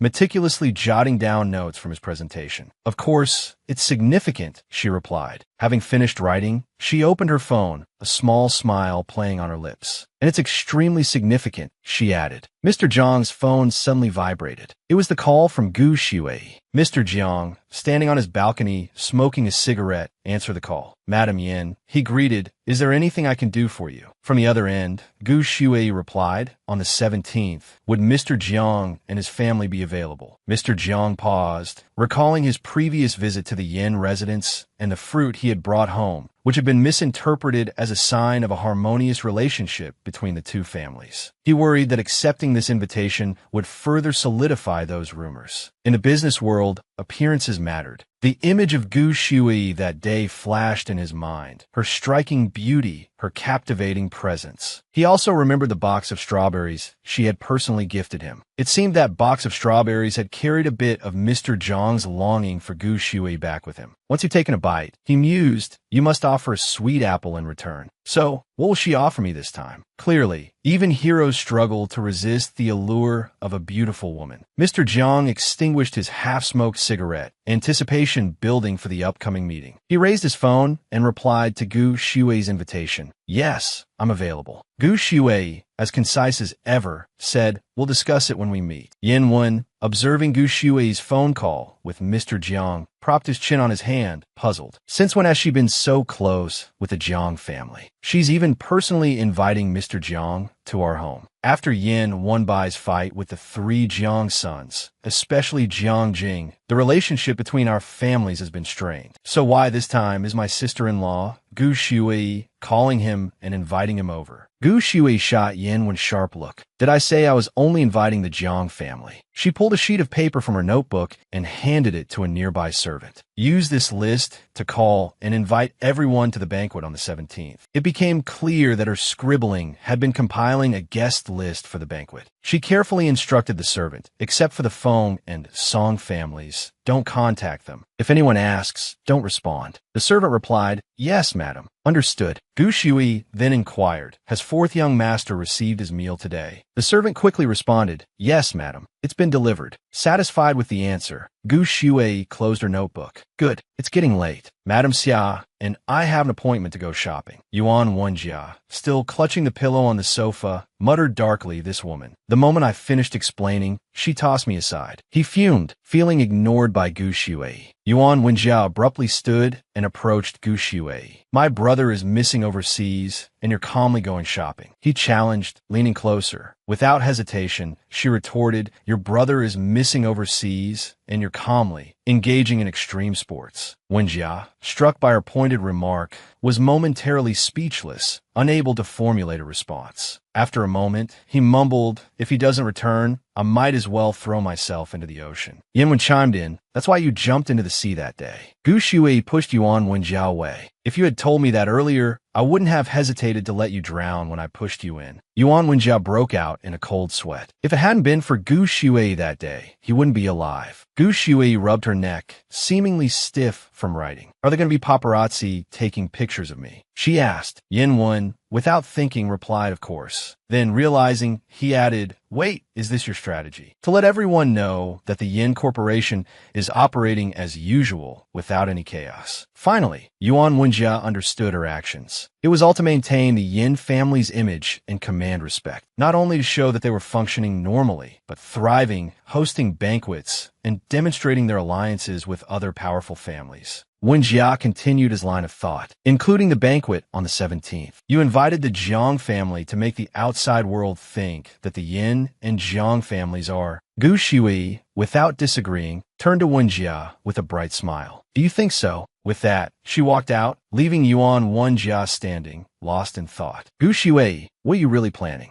The scene shifted to the Jiang family home. Jiang Jing descended the stairs, his voice preceding him. "Mom, I'm hungry, starving." Before he could finish, he noticed someone in the house. It was his second older brother. "Brother, why aren't the lights on?" he asked, startled. Seeing his brother turn around, a shadow of gloom seemed to cling to him. Jiang Jing politely inquired, "Are you in a bad mood, brother?" He then walked over and sat beside him. He noticed a red invitation on the table and picked it up to read. "Isn't this the banquet that Yin Wenbai's sister-in-law, Gu Shui, is organizing? It seems like everyone in high society receive an invitation. Do they invite us too? But isn't the Yin family against us? I heard the Feng and Song families didn't receive invitations." Jiang Jing was perplexed. The Yin and Jiang families had always been rivals, further exacerbated by the recent fight between him and Yin Wenbai. So why had his family received an invitation to the banquet? Mr. Jiang frowned, his face hardening. "Yes, they invited me, but not just me." Mr. Jiang continued, a wry smile twisting his lips. "Gu Shui is cleverly using me as a tool." It was clear that since learning that the entire upper echelon of society, not just himself, had received invitations, Mr. Jiang had realized Gu Shui's strategy. He felt a pang of resentment at being used. The scene shifted to another room in the Yin residence. Gu Shui held a glass of water, her other hand flipping through a book. Suddenly, a woman's voice cut through the quiet. "Give me an iced coffee, freshly ground, no sugar." A servant nearby bowed their head and replied, "Yes, madam." After this exchange, Gu Shui turned towards them, her gaze sharp as she studied the woman. She searched her memory. This woman was Madame Xia, the original Gu Shui's supposed friend. An image flashed through Gu Shui's mind. Madame Xia, dressed in finery, posing for a photo with another woman, while the original Gu Shui stood beside them, holding a bag, her expression uncertain. In that memory, the original Gu Shui was nothing more than Madame Xia's assistant. To gain entry into high society and fit in, the original Gu Shui had often demeaned herself in front of these people. It was clear that Madame Xia had never shown any respect for the original Gu Shui, even actively trying to undermine her. Madame Xia approached Gu Shui, her voice condescending. "Aren't you wearing any makeup today?" Without a flicker of hesitation, Gu Shui tossed the remains of her water into a nearby trash can, right in front of Madame Xia. "I'm too lazy," she replied indifferently. Madame Xia feigned concern. "Why are you drinking such trash? You're not so heartbroken by the news that you've resorted to this, are you?" Her words dripped with false sympathy, the underlying meaning a clear jab at Gu Shui's current situation. Gu Shui turned, feigning ignorance. "What news?" Madame Xia was taken aback. How could this woman be so unconcerned about such important news? "The news about Tuong Mong," Madame Xia elaborated, leaning closer. "Apparently, she's claiming she's pregnant with Mr. Yan's child." Gu Shui tilted her head, looking directly at Madame Xia. "It's false," she stated simply. "Want to go shopping?" she added, quickly changing the subject. Knowing Madame Xia's love for shopping, Gu Shui used it as a distraction, effectively preventing further questions. At the mention of shopping, Madame Xia's earlier questions vanished from her mind. Her face brightened, a wide smile blooming. Yes, let's go shopping." Meanwhile, In faraway Africa, a phone buzzed incessantly. Notifications flashed across the screen. Card ending in 1510, 1411, quick payment, 2,300,000.00 VND. Card ending in 1510, 1412, quick payment, 1,100,000.00 VND. Quick payment, 4,100,000.00 VND. Two soldiers standing nearby watched in alarm as their leader's phone continued to vibrate with an unending stream of payment notifications. Isn't this card theft? Why is so much money being spent so suddenly? They wondered. The phone continued its relentless buzzing, the person on the other end clearly on a spending spree. The two soldiers were frantic, but Yin Zhao, their leader. The two soldiers stared at their leader, Yin Zhao. Their leader, whose card was being ruthlessly swiped, showed no reaction whatsoever. It seemed like this was a common occurrence for him. Yin Zhao was simply thinking, has she finally recovered? He addressed his men. How much further to Kara? The scene shifted to a bustling shopping mall where Gu Shuai and Madame Xia were on shopping spree. Madame Xia, witnessing the sheer volume of Gu Shui's purchases, expressed concern. At this rate, you're going to spend tens of millions today. Are you sure about this, Mrs. Yin?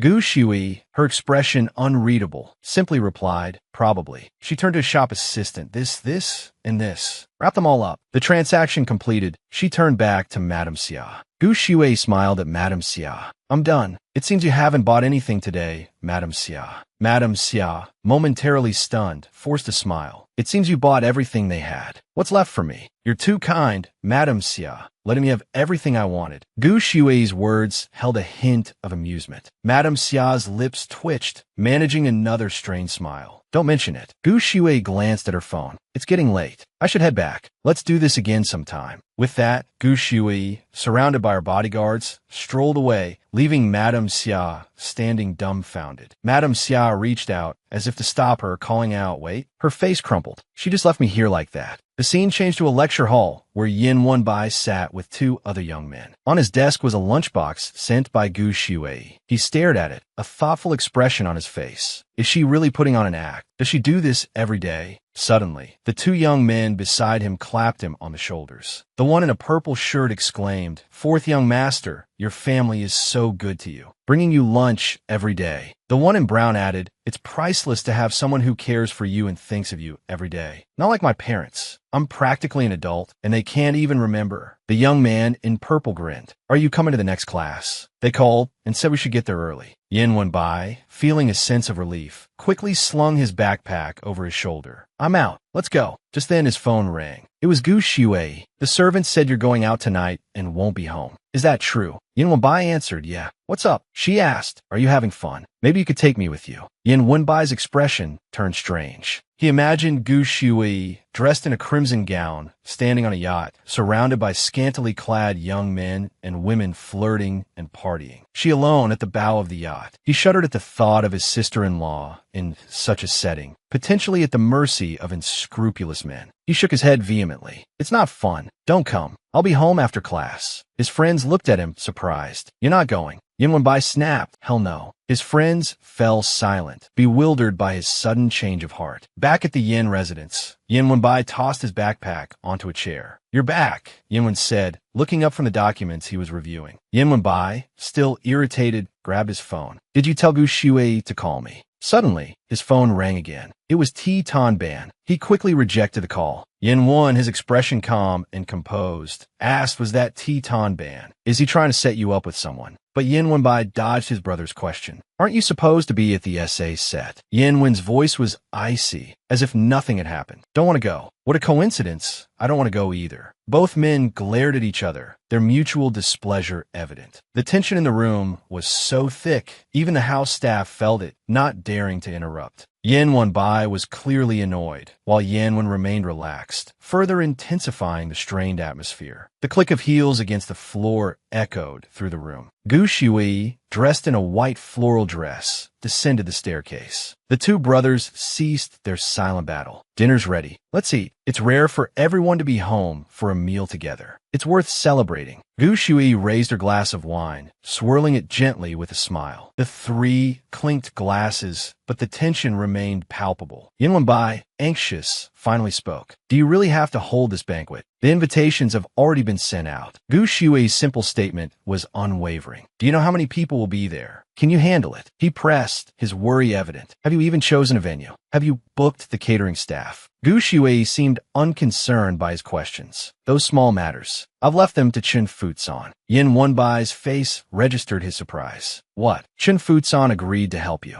Gu Shui offered only praise. Your concern for family matters is commendable, but you should trust me. She cut a piece of meat from her plate and turned to Yinwen. You trust me. Yinwen choked on his wine, coughing before replying. When did I say that? I just want to see if you'll fail. He tried to deny his own words, but Gu Shui seemed indifferent, turning back to Yin Wenbai. So, what were you planning on doing tonight? Nothing. Don't ask. Their conversation was interrupted by Yin Wen, his tone deliberately provocative. Yin Wenbai's irritation flared. He slammed his hand on the table and shouted his brother's name. Yin Wen. The nearby maid startled. The two young masters were actually sitting at the same table for a meal. They exchanged bewildered glances, wondering what had happened. Madam is truly changed. She's starting to resemble a wealthy heiress. Meanwhile, Jiang Jing sat in his uncle, Jiang Shuangming's study. Jiang Shuangming flipped through a document. You've been sitting here for an hour. Tell me, what's the matter? Jiang Jing hesitated. It's about Chao Jiaya. His uncle didn't seem surprised. Involved with another actress or model. Jiang Jing held up his phone, showing a picture. This pink-haired girl is clearly with Gu Shui and her bodyguard. The actress is Xiang Ming. Uncle, you probably don't watch TV, so you wouldn't know her. She works at Chao Jiaya's company. Since last year, I've been hearing rumors, but now the news is everywhere, saying she's pregnant with CEO Yan's child. I'm confused. Jiang Jing's tone shifted from hesitant to exasperated. Jiang Shuangming zoomed in on the picture of Gu Shui and her bodyguard. His face was thoughtful. You said the news is everywhere. Yes, that's why I'm wondering if I've made a mistake. Mr. Jiang suddenly brought up Gu Shui, explaining Jiang Jing's confusion. He revealed why Gu Shui was holding the banquet, to publicly declare the Yin family's current financial predicament, and through this seemingly passive act, gain control of the situation. Mr. Jiang closed his eyes, leaving Jiang Jing to ponder his words and come to his own understanding. He lowered his head, realizing that the sudden influx of news was also part of Gu Shui's plan to spread awareness. Mr. Jiang offered no further explanation, allowing his nephew to piece together the remaining details. So if you want to know about Xiang Ming, Mr. Jiang said as Jiang Jing prepared to leave, you should ask Gu Shui directly. He paused, then added, wait a moment. The other day, at the Yin residence, what was your impression of Gu Shui? Jiang Jing considered the question for a moment, then answered with conviction, reflecting his firm opinion of the Yin madam. She's completely different from the rumors. Mr. Jiang remained thoughtful, simply nodding. The 17th is approaching, a worried assistant reported to CEO Chun. Sir, the online discussion regarding the Yin banquet is exploding. Should the corporation intervene? The man glanced back, his gaze cold. Standing there, in a stunning black evening gown, was Gu Shui, radiating the regal elegance of the Yin madam. This antique velvet gown, from the 2018 autumn/winter haute couture collection, is crafted by a renowned master. A servant explained, detailing the exquisite design and the heirloom jade accessories Gu Shui wore. It exudes such grace and nobility. It's not suitable, Gu Shui declared, shaking her head in disapproval. As the 14th generation head of the Yin family, I must dress formally. She sighed. I'm used to presiding over banquets in the past, usually in traditional attire. It's a shame I can't wear that now. These modern clothes are truly difficult to choose. CEO Chun, seemingly unconcerned by the online rumors, approached Gu Shui as she continued to browse. Madam, is there something you don't like? He asked, noticing her hesitation. Gu Shui, mentally searching for a solution, finally spoke.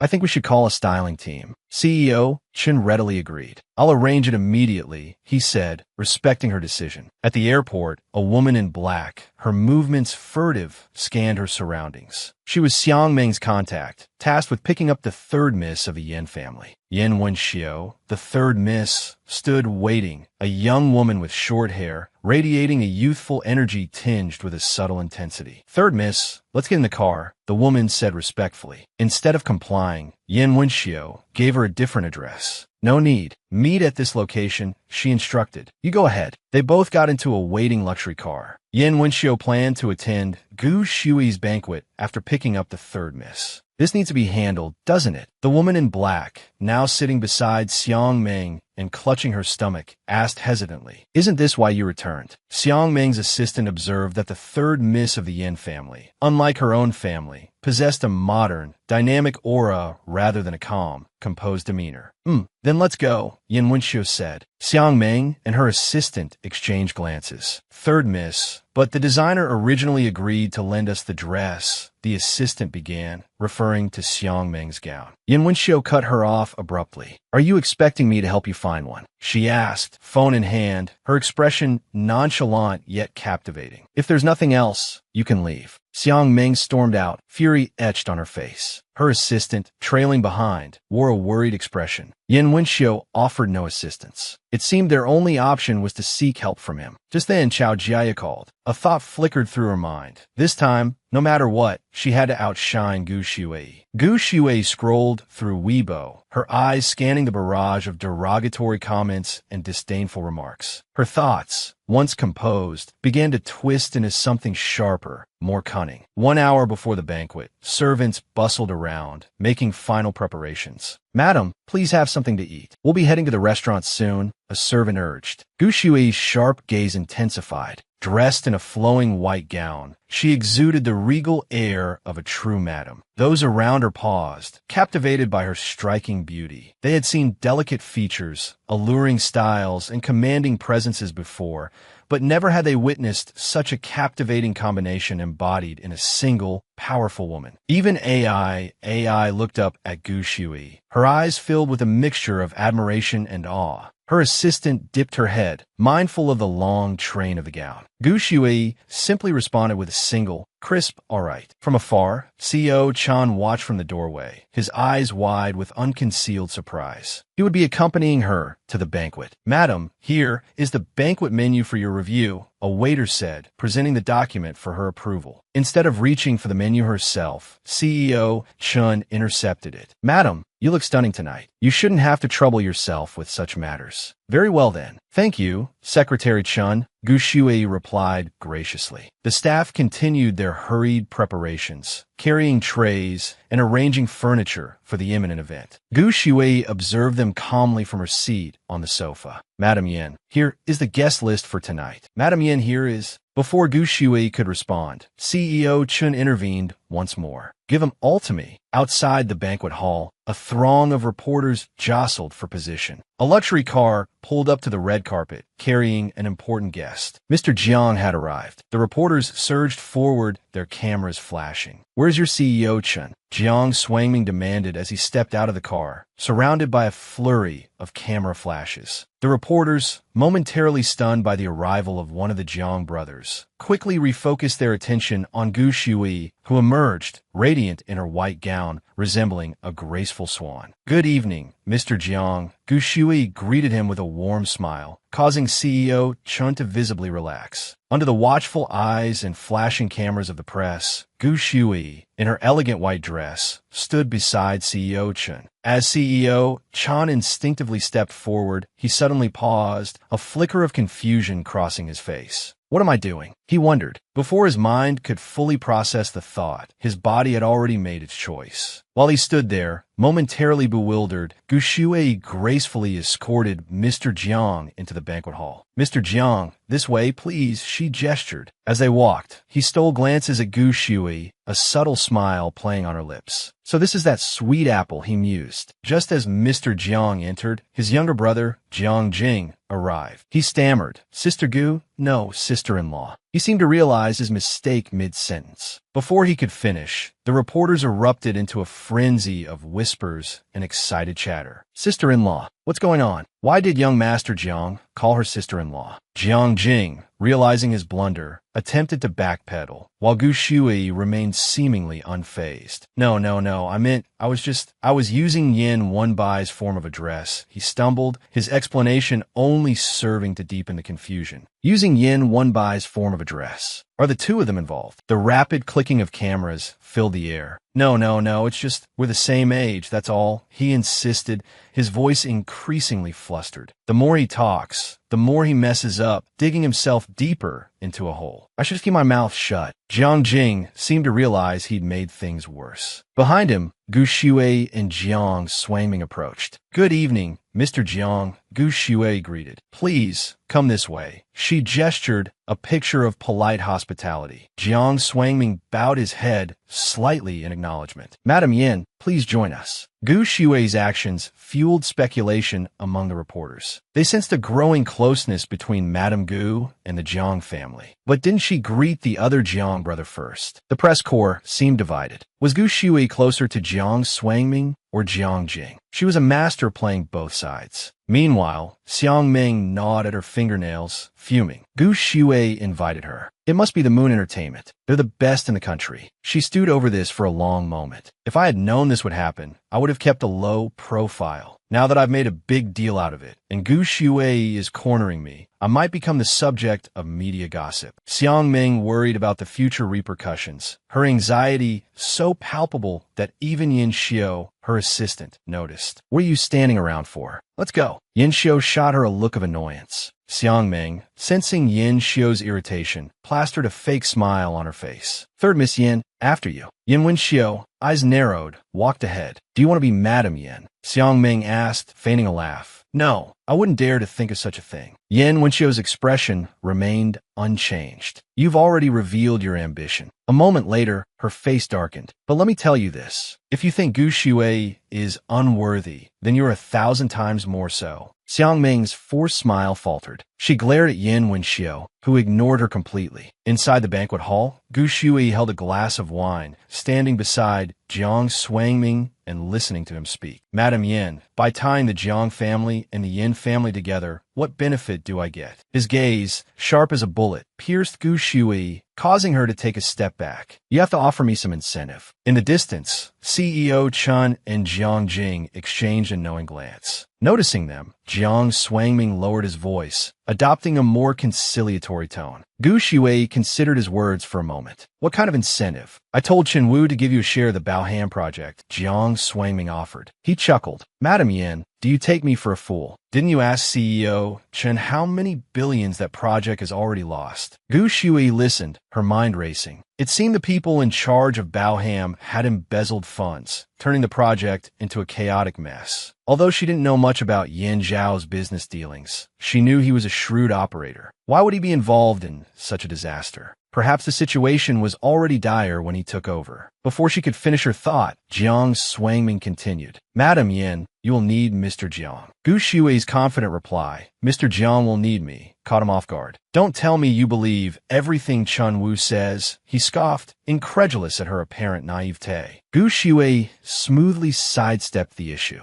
Try this strawberry. Today's batch is much sweeter than yesterday's. She held up a plump, red strawberry. Jiang Swangming, unable to resist the alluring offer, swallowed hard. Across the room, CEO Chun stood with Jiang Jing. Mr. Jiang, please excuse me for a moment, CEO Chen said. Jiang Jing immediately understood. Actually, I also have a few words I'd like to share with Madam Yin. Let's go together. CEO Chen approached Gu Shui and offered her a handkerchief. Madam Yin, Jiang Jing engaged Jiang Swangming in conversation. You're just in time. Jiang Swangming, annoyed by their interruption, was about to retort when Yin appeared. He walked towards Gu Shui. Let's talk. The banquet at the Yin residence was proceeding smoothly. A woman with a sharp, pixie cut and strikingly unconventional attire, entirely out of place at such a formal affair, suddenly appeared. This unexpected guest, whose name wasn't on the invitation list, boldly called out Gu Shui's name. A ripple of surprise went through the banquet hall. Whispers and murmurs broke out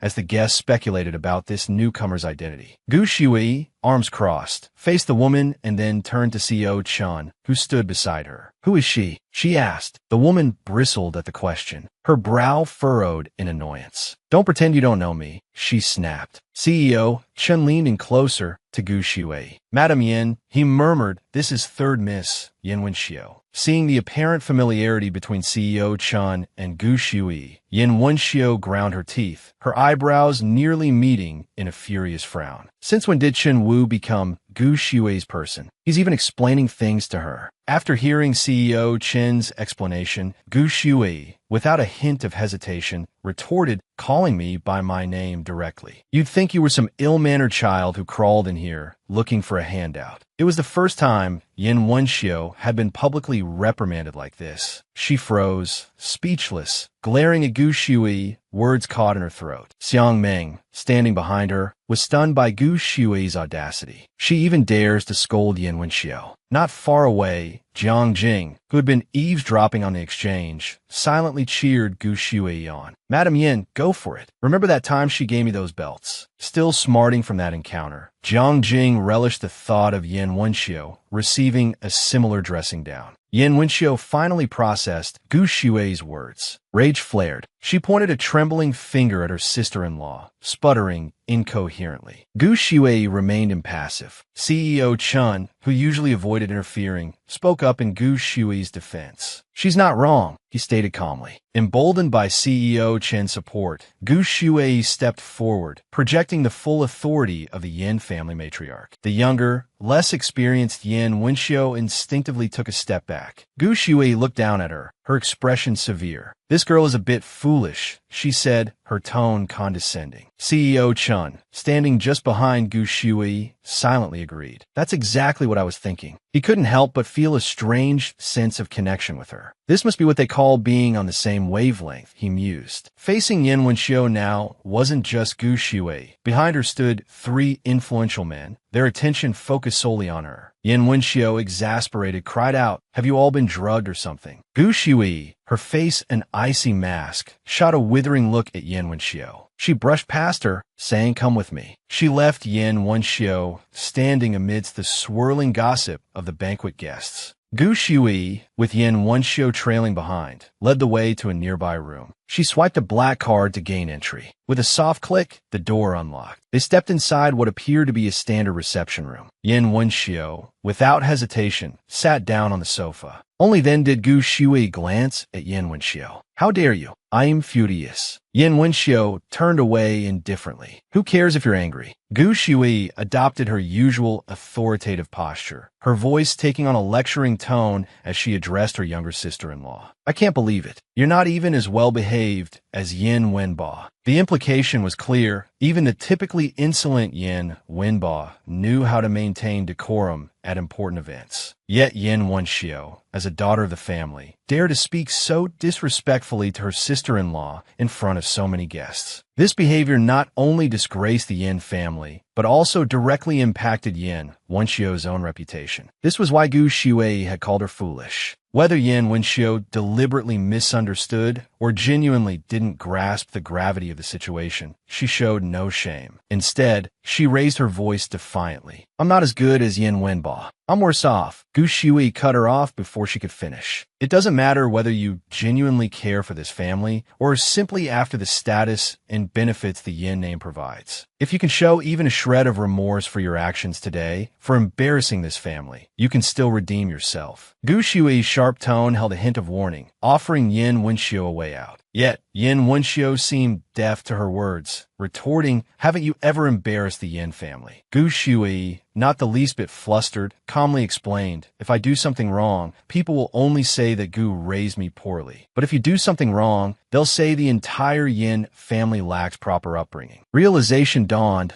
on Yin Wenxiu. Her eyes widened as she looked at Gu Shui before dropping her gaze. As if the matter of Xiang Meng couldn't be avoided, Gu Shui asked, "So, how do you want to resolve this?" Yin Wenxiu fell silent. I'm carrying my eldest brother's child. If he really died out there, then this child is his only heir, orphaned before even being born." Gu Shui seemed surprised by this revelation. "Wow, I never saw such affection between you siblings before. Why the sudden concern for this unborn orphan?" Yin Wenxiu stood up abruptly. "What do you know? My brother's child is important. I hate Xiang Meng. I hate her even more than I hate you. But this baby is important. This baby is the firstborn of the Yin family's eldest son." Gu Shui looked up. "Well then, I should thank you." Yin Wenxiu blushed, taken aback by the unexpected gratitude, especially from someone she despised. Thank me for what?" Gu Shui replied cheerfully, "For hating Xiang Meng." Understanding the reason, Yin Wenxiu turned away, muttering, "Oh, what are you so happy about? I wasn't complimenting you. You just don't understand. Just let me get straight to the point. All of our jealousy combined doesn't even compare to my eldest brother's. Only when his jealousy is passed on will the heir be worthy of the Yin family." Yin Wenxio's voice was tinged with resentment and a touch of shame. "Are you trying to say that with Da Qing dead, the Yin family also needs an emperor to inherit?" A tear rolled down Yin Wenxio's cheek. "Yes," she sobbed. "The Yin family controls so much. Isn't that the same as having an emperor to inherit?" Gu Shui listened without a trace of pity, sympathy, or any intention of comforting her. Instead, she affirmed Yin Wenxio's words. "Indeed, you are all a bit more foolish than your eldest brother." Yin Wenxio, tears welling in her eyes, didn't know how to respond. Gu Shui stood up, looking down at Yin Wenxio. "But everyone's genes are different. Some are born geniuses, others are just average. But you should understand that stupidity can be remedied. This, perhaps, could be considered a meager consolation." Gu Shui had lowered herself to offer it. Gu Shui leaned closer to Yin Wenxio's face and gently wiped away the tears lingering on her cheeks. "It's better to strive to make yourself shine than to rush headlong into defeat and countless foolish acts." Yin Wenxio, stunned, remained speechless. After wiping away the third Miss Yan's tears, Gu Shui stepped out of the room. Before leaving, she added, "I have to go downstairs. There are many guests today. Think carefully, then come find me." She left Yin Wenxio alone in the room to contemplate her actions and Gu Shui's words. As soon as Gu Shui left the room, she encountered Secretary Chen, who stood waiting outside with his hands clasped behind his back. He had likely been there for a while. "Are you finished talking?" Secretary Chen asked. Gu Shui replied gracefully, "Yes." "I'm afraid I need to trouble you with something, Secretary Chen."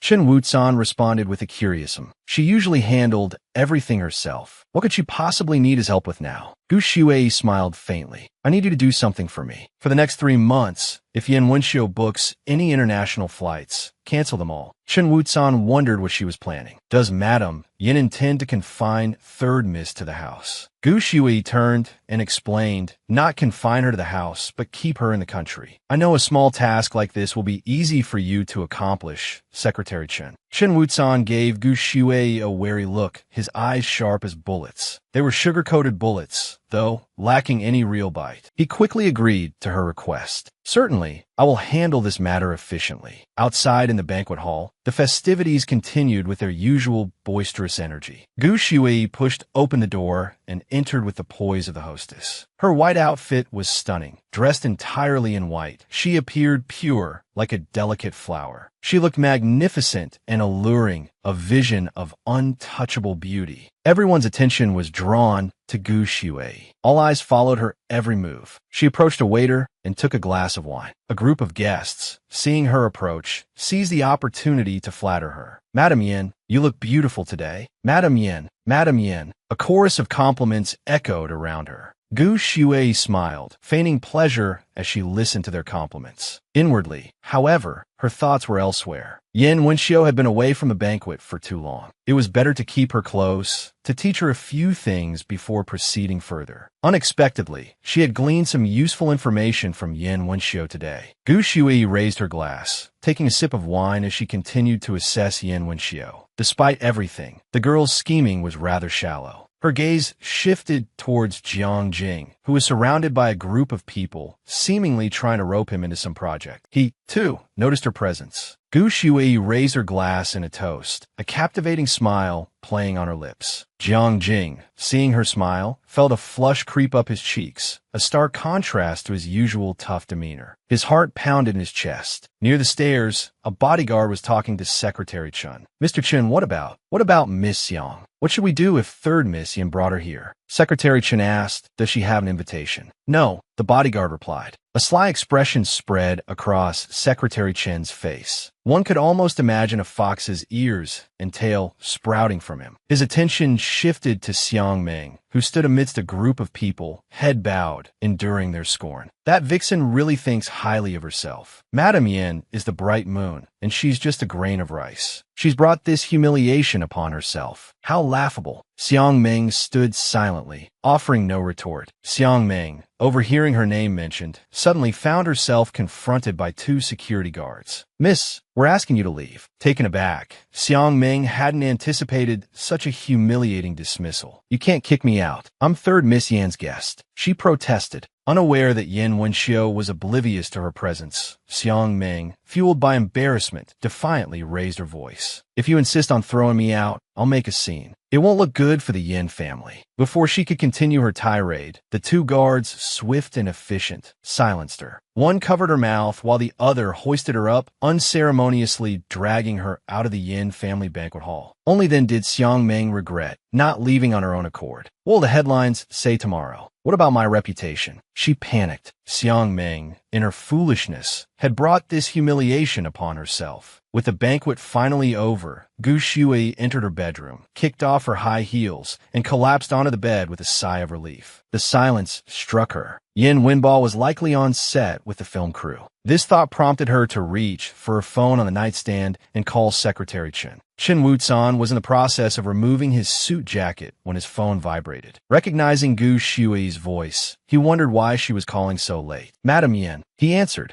Gu Shui, untying her hair with one hand while holding the phone in the other, asked, Secretary Chen, do you have Director Li's number? Chen Wucan, now understanding the reason for her call, inwardly groaned. She really treats me like an errand boy, he thought. Despite his internal complaint, he wouldn't dare voice it aloud. Yes, I'll send it to you, he replied. Gu Shui, lying back on the bed with her eyes closed, responded good. The conversation should have ended there, yet neither of them hung up, a shared silence filling the space between them. Secretary Chen, Gu Shui finally spoke. Chen Wucan, standing expectantly, waited for her next words. The room was silent, except for the rapid thump-thump-thumping of his own heart. It seemed another one was about to join the ranks of Gu Shui's admirers. You worked hard today, Gu Shui continued. Chen Wucan, momentarily stunned, quickly recovered and replied with a smile. Not at all, Madam Yin. Good night, she said. Even after the farewell, Secretary Chen didn't hang up, waiting for Gu Shui to end the call first. After the conversation, he stood silently on his balcony, gazing out at the city lights. Removing his glasses and shedding his usual serious demeanor, Chen Wucan's violet eyes, now visible, held a distant look. He murmured good night again, as if reluctant to let go of the moment. After receiving Director Li's number from Chen Wucan, Gu Shui composed a text message. Ayu, Director Li. This is Gu Shui. Thank you for taking care of Yin Wenbo. If he displays any unusual behavior, please let me know immediately. Her tone was like that of a young mother sending her son off to school. After sending the message, she got up, unzipped her dress, shedding the long fishtail gown and fur stole before heading to the bathroom to wash off the remnants of the tiring banquet. The only sound in the room was the gentle rush of running water. Outside in the mansion's hall, Yin Wenxiu, descending the stairs, spotted Yin Wenbo approaching. What did you get back? Yin Wenbo asked. Were you at the banquet? When did it end?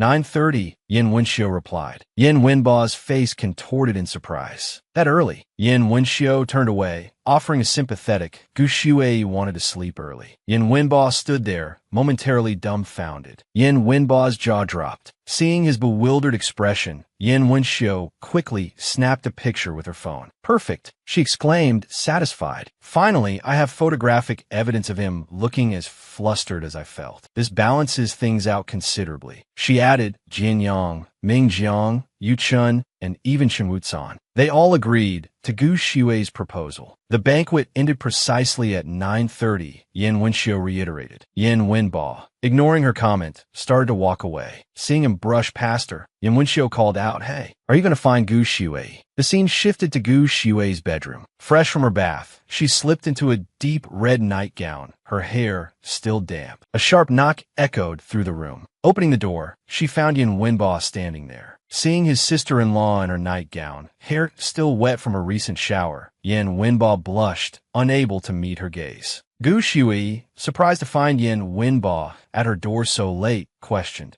What is it? Yin Wenbo coughed, his cheeks flushed, and mumbled, turning away, nothing. Unconvinced by his response, Gu Shui, finding it odd that her brother-in-law, who usually avoided her, would seek her out at this hour, retorted with a hint of sarcasm. Really? Nothing. I'm busy. She turned back to her vanity table and picked up her hairdryer, the whirring of the appliance filling the room. Yin Wenbo suddenly asked, "Did the banquet go well today?" Gu Shui replied softly, a hint of satisfaction in her voice. "Very well." She added playfully, "Learning to care about others, I see. Good progress." Her tone was akin to that of someone praising a child. Embarrassed by the praise, Yin Wenbo scratched his nose. No one had ever commended him for such trivial matters before. Gu Shui's voice drifted from inside the room. "Wait a moment, I need to get something." She walked away, one hand hidden behind her back, as if concealing something, and slowly approached the door where Yin Wenbo stood. The gesture seemed familiar to Yin Wenbo. Recalling the day Gu Shui picked him up from the police station, his eyes flicked to her hand behind her back. A wave of apprehension washed over him. "Don't tell me. You're getting that belt, are you?" He stammered. Gu Shui simply said, "Hand." Obediently, Yin Wenbo extended his hand. Gu Shui placed something into his palm. "A reward," she added. Yin Wenbo looked down silently at the small, round object in his hand. It resembled a coin, or perhaps a badge. Whatever it was, Yin Wenbo was delighted. His eyes sparkled as he looked at Gu Shui. He looked like a puppy, ears perked, tail wagging, overflowing with happiness. It was surprising that such a small, seemingly insignificant trinket could bring the fourth young master of the Yin family so much joy. Perhaps, growing up in such a large and emotionally distant family had left Yin Wenbo yearning for affection. This small gesture of attention from his sister-in-law clearly meant the world to him. Clutching the reward, his blush deepened. "This is the first time I've ever received a reward," he murmured. The scene shifted to the makeup room of the spy film set. Yuan Wangjiao lounged in a chair, sipping water with one hand and scrolling through Weibo on her phone with the other. To her surprise, the Yin family banquet was trending at number 3 with the hashtag Silicon Valley Soiree. A user named Amakutipi had posted, "This photo, courtesy of a reporter friend, is of Gu Shui. Absolutely stunning. The guests were dazzling, but wow. I was speechless. The stylist, Taeroom, deserves an award. I'm practically begging the hotel to roll out a red carpet just for her. Imagine, a breathtaking beauty, eyebrows like brushstrokes, a classic aura like an autumn lake, and a presence that's a perfect October 10th. Attached to the post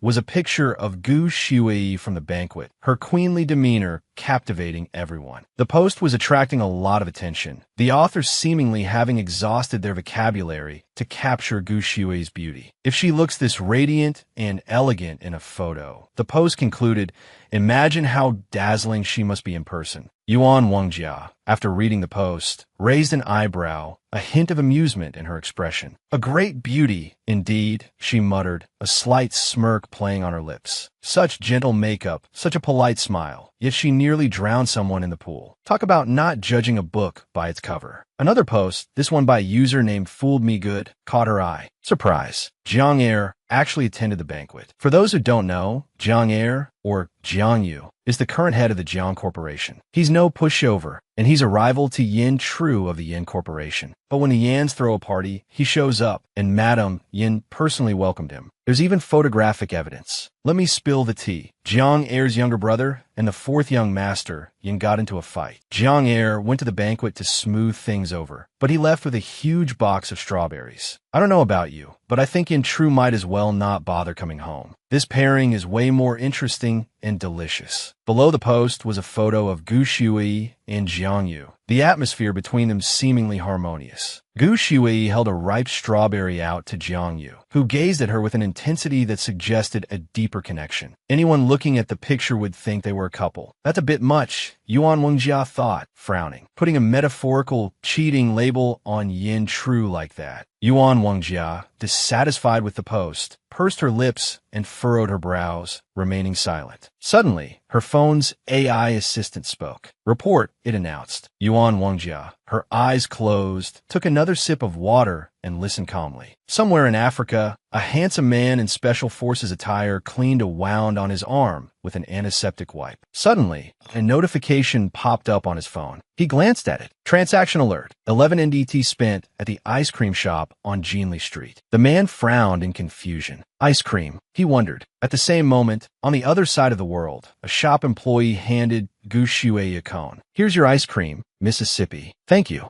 The employee then informed Gu Shui Your membership points can be redeemed for another star badge. Would you like to exchange them now? Gu Shui, looking away, replied, just accumulate them for now. It depends on how the little ones behave. The employee cheerfully responded, no problem. So, the little ones are AIs. Yes, the pampered young masters and misses of the Yin family. Yin Wenba fiddled with the star badge Gu Shui had given him the previous night. So, your reward is a gift redeemed with points from the ice cream shop, he mused. If you knew, you'd probably cry. Back to Gu Shui. She sat reading, a glass of iced water in hand, when suddenly a knock echoed through the room. It was Secretary Chun. My apologies for the wait, madam, he said politely. A server entered, inquiring, what would you like to drink, sir? An iced coffee, please, Secretary Chun replied. Gu Shui addressed Secretary Chun. Let's talk about Bao Han. He responded with a polite, yet surprised and curious smile. Why is madam interested in this matter? Facing his question, Gu Shui used Yin True as her shield. I don't want Yin Corporation to go bankrupt. I can't live in poverty, she declared. Secretary Chun simply smiled, taking a sip of his coffee. Madam, please rest assured, Yin Corporation won't collapse just because of Bao Han. Gu Shui gave a chilling, almost imperceptible smile. Secretary Chun, she said coolly, I only believe what I see with my own eyes. Maintaining his pleasant demeanor, Secretary Chun replied, you have the legal right to inspect Yin Corporation's assets. This afternoon, I'll be visiting Bao Han. President Yin will also be there. You can accompany me. Intrigued, Gu Shui suddenly felt a spark of interest. Inspect Yin Corporation. She mused. Speaking of which, it's almost lunchtime. She smiled inquisitively at Secretary Chun. Does the Yin Corporation building's restaurant have any noteworthy dishes? Secretary Chun enthusiastically offered suggestions. The restaurant is famous for its crispy, fried cinnamon fish. If you like spicy food, you can also try the boiled pork slices. If you prefer soup, the Buddha jumps over the wall is excellent. The employees, noticing Gu Shui, couldn't help but whisper amongst themselves. Oh my God, it's Madame Yin. Have you seen the hot searches? She's so beautiful, even more stunning in person. And CEO Chun is personally guiding her. Isn't this a bit too ostentatious? Ignoring the employees' gossip, Gu Shui asked, are there any special dishes? Something easy to take with me. Secretary Chun nodded cheerfully. Of course, madam. Please come this way. Elsewhere, Jian Sangming answered his phone while driving. Uncle, are you going to Bao Han? Jianu asked as soon as he picked up. Jian Sangming's expression remained impassive as he replied with a simple yes. Surprised, Jianu questioned, if I remember correctly, isn't that a subsidiary of Yin Corporation? Are you going there to help? Jian Sangming curtly replied, I'm just repaying a favor. As he finished speaking, he arrived at his destination. Stopping the car, he quickly told his niece, I'm here. Gotta go. He hung up and stepped out of the car. Gu Shui and Secretary Chun were already waiting at the entrance of Bao Han. President Jian, Secretary Chun greeted him.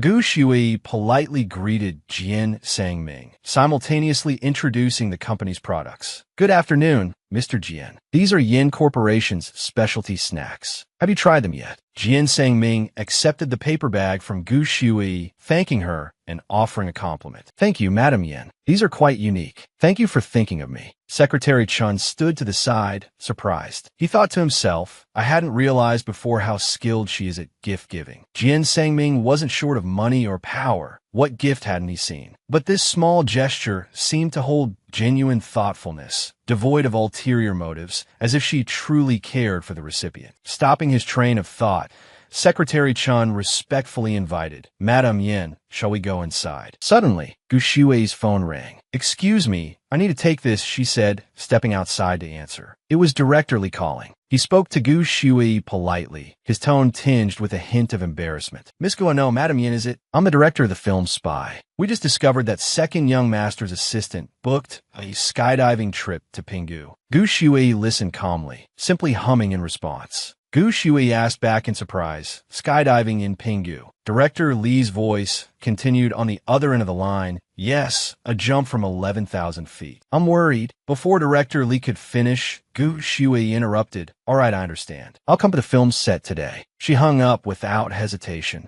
Jian Sangming noticed Gu Shui's apparent worry and approached her. Yin Wenba's gone missing again. He asked. Secretary Chen also offered comfort. Madam, don't mind the second young master. Him going missing is a common occurrence. Gu Shui immediately corrected them. He's not missing. He's going skydiving in Pinggu. Upon hearing the name Pingu, Secretary Chen gasped, bringing a hand to his glasses. 5 tourists nearly died there last month. Jian Sangming realized the situation was more serious than he initially thought. He frowned and said, "I'll have my bodyguards retrieve him." Unlike her earlier worry, Gu Shui now seemed indifferent, unconcerned. She turned and walked toward the company entrance. No need. If a problem can be solved with such a simple and brutal method, I might as well just throw him down into Pingu and be done with it. Jian Sangming and Secretary Chun, hearing Gu Shui's venomous words, both felt a shiver of fear, thinking to themselves, she wasn't like this before. The scene changed. Gu Shui, Secretary Chun, and Jian Sangming were in an elevator. She felt incredibly tense, thinking about the person in charge of Bao Han, surnamed Bui, whose name was Bui Luhin. Her husband was named Yin Huan Hoa, Yin Tru's uncle by marriage. The elevator doors suddenly opened. Gu Shui, still tense, sighed. It's a shame the original Gu Shui barely had any contact with her. I don't know what kind of person she is. As she looked up, she saw Bui Luhin already standing there. She warmly called out to Secretary Chun. Then, completely ignoring Gu Shui, she walked straight towards Jian Sangming, shaking his hand enthusiastically and flattering him. Well, if it isn't Mr. Jian, what an honor to have you here. Gu Shui glanced over. Secretary Chun, seemingly understanding her mood, said with a smile, "Hello, President Bui. Madam Yin wanted to come and take a look around." Hearing this, Bui Luhin turned to look at Gu Shui, her face filled with surprise. She gave a fake smile. "So, Madam Yin wanted to come and take a look." Then, her tone shifted to sarcasm. "And what exactly does Madam Yin want to see here? This isn't a place that produces cosmetics, jewelry, or women's clothing." At this point, she covered her mouth and laughed loudly. "I'm afraid there's nothing here for Madam Yin to browse." The employees, hearing this, joined in the mocking laughter. Despite this, Gu Shui refused to be intimidated. She retorted firmly, "This is Yin family property, isn't it?" This sudden change in Gu Shui took Bui Luhin completely by surprise. She stammered, Of course. Of course it's a Yin family enterprise." Gu Shui took another step forward,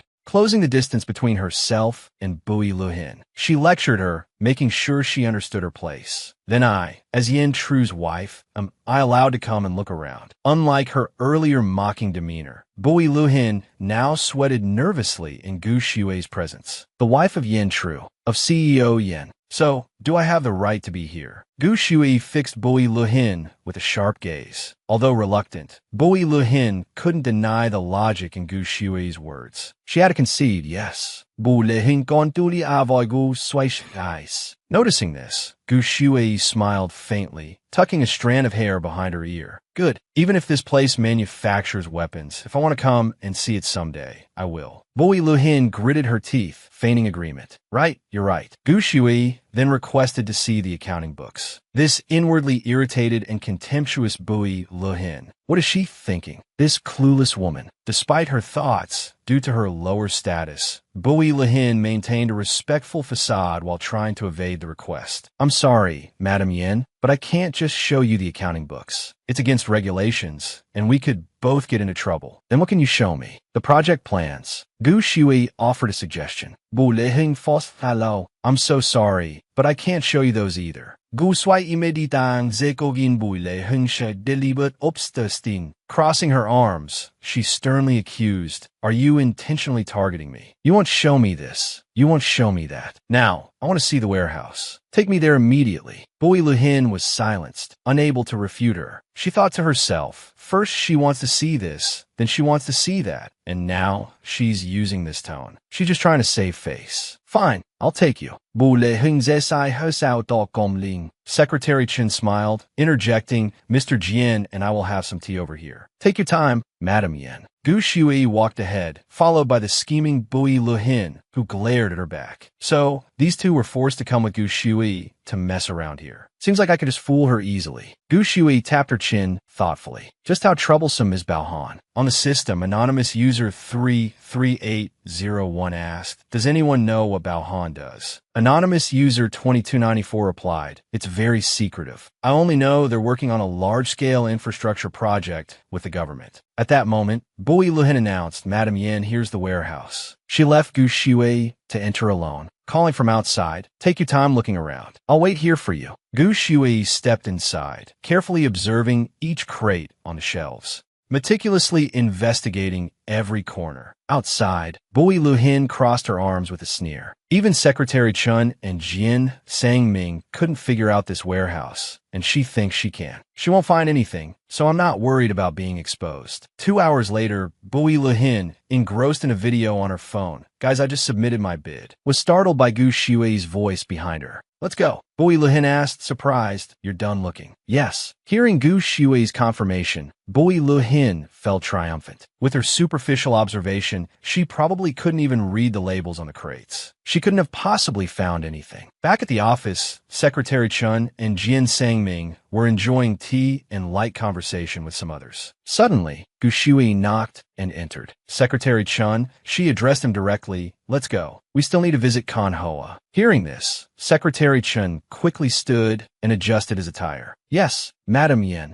Jian Sangming, seated beside him, also rose to his feet. Gu Shui glanced at Jian Sangming. "Mr. Jian, aren't you going back?" Jian Sangming, seemingly understanding her unspoken message, quickly adjusted his glasses with a cool air and replied, "Yen Tru isn't here. I should stay and escort Madam Yen." And so, the three of them departed. Seeing this, Bui Luhin followed to see them off. Before the elevator descended, she made sure to offer a courteous farewell. "Secretary Chun, Mr. Jian, Madam Yin, see you again soon." Downstairs, Gu Shui quickly bid farewell to Jian Sangming and got into the car with Secretary Chun. As he closed the car door, Secretary Chun began to comfort Gu Shui. Luhin isn't the real problem. It's the old turtle hiding behind her that's troublesome. If this matter isn't resolved, Yin Corporation's business could be affected. He turned to look at Gu Shui, offering a reassuring smile. "Madam Yin, you needn't worry too much." Looking closely, Secretary Chun realized that Gu Shui wasn't worried at all. She seemed completely indifferent to his words, preoccupied with her phone. "Hello, Director Lee. I'm on my way." After hanging up, Secretary Chun immediately asked to the film set. Gu Shui simply replied with a cool, "Yes." He blurted out, "Let me take you." Gu Shui softly replied, "Yes, of course." It was as if it were the most natural thing in the world. A silence fell between them. Secretary Chun rested his hand on the car window, lost in thought. Even when taking his offer for granted, she was much more agreeable than the Gu Shui of before. A while later, they arrived at Pinggu. Director Lee rushed out to greet her enthusiastically. "Madam Yin, you're finally here." This Pinggu skydiving stunt is usually done during the day, but this young master insisted on jumping at night. He said Pinggu is more beautiful at night. Gu Shui listened, coolly smoothing her hair. "Where's the jump site?" Director Lee quickly called someone over and whispered, "This is their jump point. Take Madam Yin there." The person gave a strained smile. "It's on this hilltop. Let me take you there." Gu Shui, her expression unchanged, stated firmly, I want to jump too." Hearing this, the worried Secretary Chun immediately intervened. "Are you crazy?" He gripped her wrist tightly. "This is too dangerous." Meanwhile, Yin Wenba was relaxing in an outdoor hot spring when his phone suddenly rang. The screen displayed his 1 a.m. skydiving alarm. Seeing this, Yin Wenba excitedly stood up. "Whoa, it's time." The scene shifted to a helicopter. Yin Wenba hooped with delight, reaching out to feel the wind. Pinggu really is even more beautiful at night. He quickly closed his eyes, anticipating the thrill of the jump. "Instructor, I'm ready." Suddenly, a foot from behind kicked him in the back of the knee, causing him to buckle and instinctively open his eyes. His earlier excitement vanished, replaced by sheer terror as he plummeted downwards. "So high," he screamed. Just when all hope seemed lost, a hand grabbed his harness, yanking him back and securing him to their own parachute. Yin Wenba finally breathed a sigh of relief, his eyes slowly focusing, but then reflexively looked up. He stared at the person who had just saved his life. It was Gu Shui. Although this was her first time skydiving, there wasn't a trace of fear on her face. Yin Wenba was petrified, his heart seizing in his chest at the sudden appearance of Gu Shui behind him. A moment later, after regaining his composure, he struggled and yelled, "How could you?" Yin Wenba's impulsive outburst caused the parachute to twist and sway precariously in the air, making him scream in terror. Secretary Chun was already waiting at the landing zone. He looked up at Gu Shui high above, a flicker of amusement in his eyes. She was like a butterfly suspended in the air. Finally, the parachute landed safely on the ground. Yin Wenbo, still trembling with fear, couldn't stand up straight. He glanced at Gu Shui and stammered, "Where did you even come from? Why did you jump with me?" Facing his question, Gu Shui coldly replied, "I told them to kick you out of the helicopter. Since they didn't dare, I had to do it myself." Yin Wenbo was speechless, stunned by his sister-in-law's ruthlessness. Gu Shui continued again. Yin Wenbo was taken aback by her suggestion.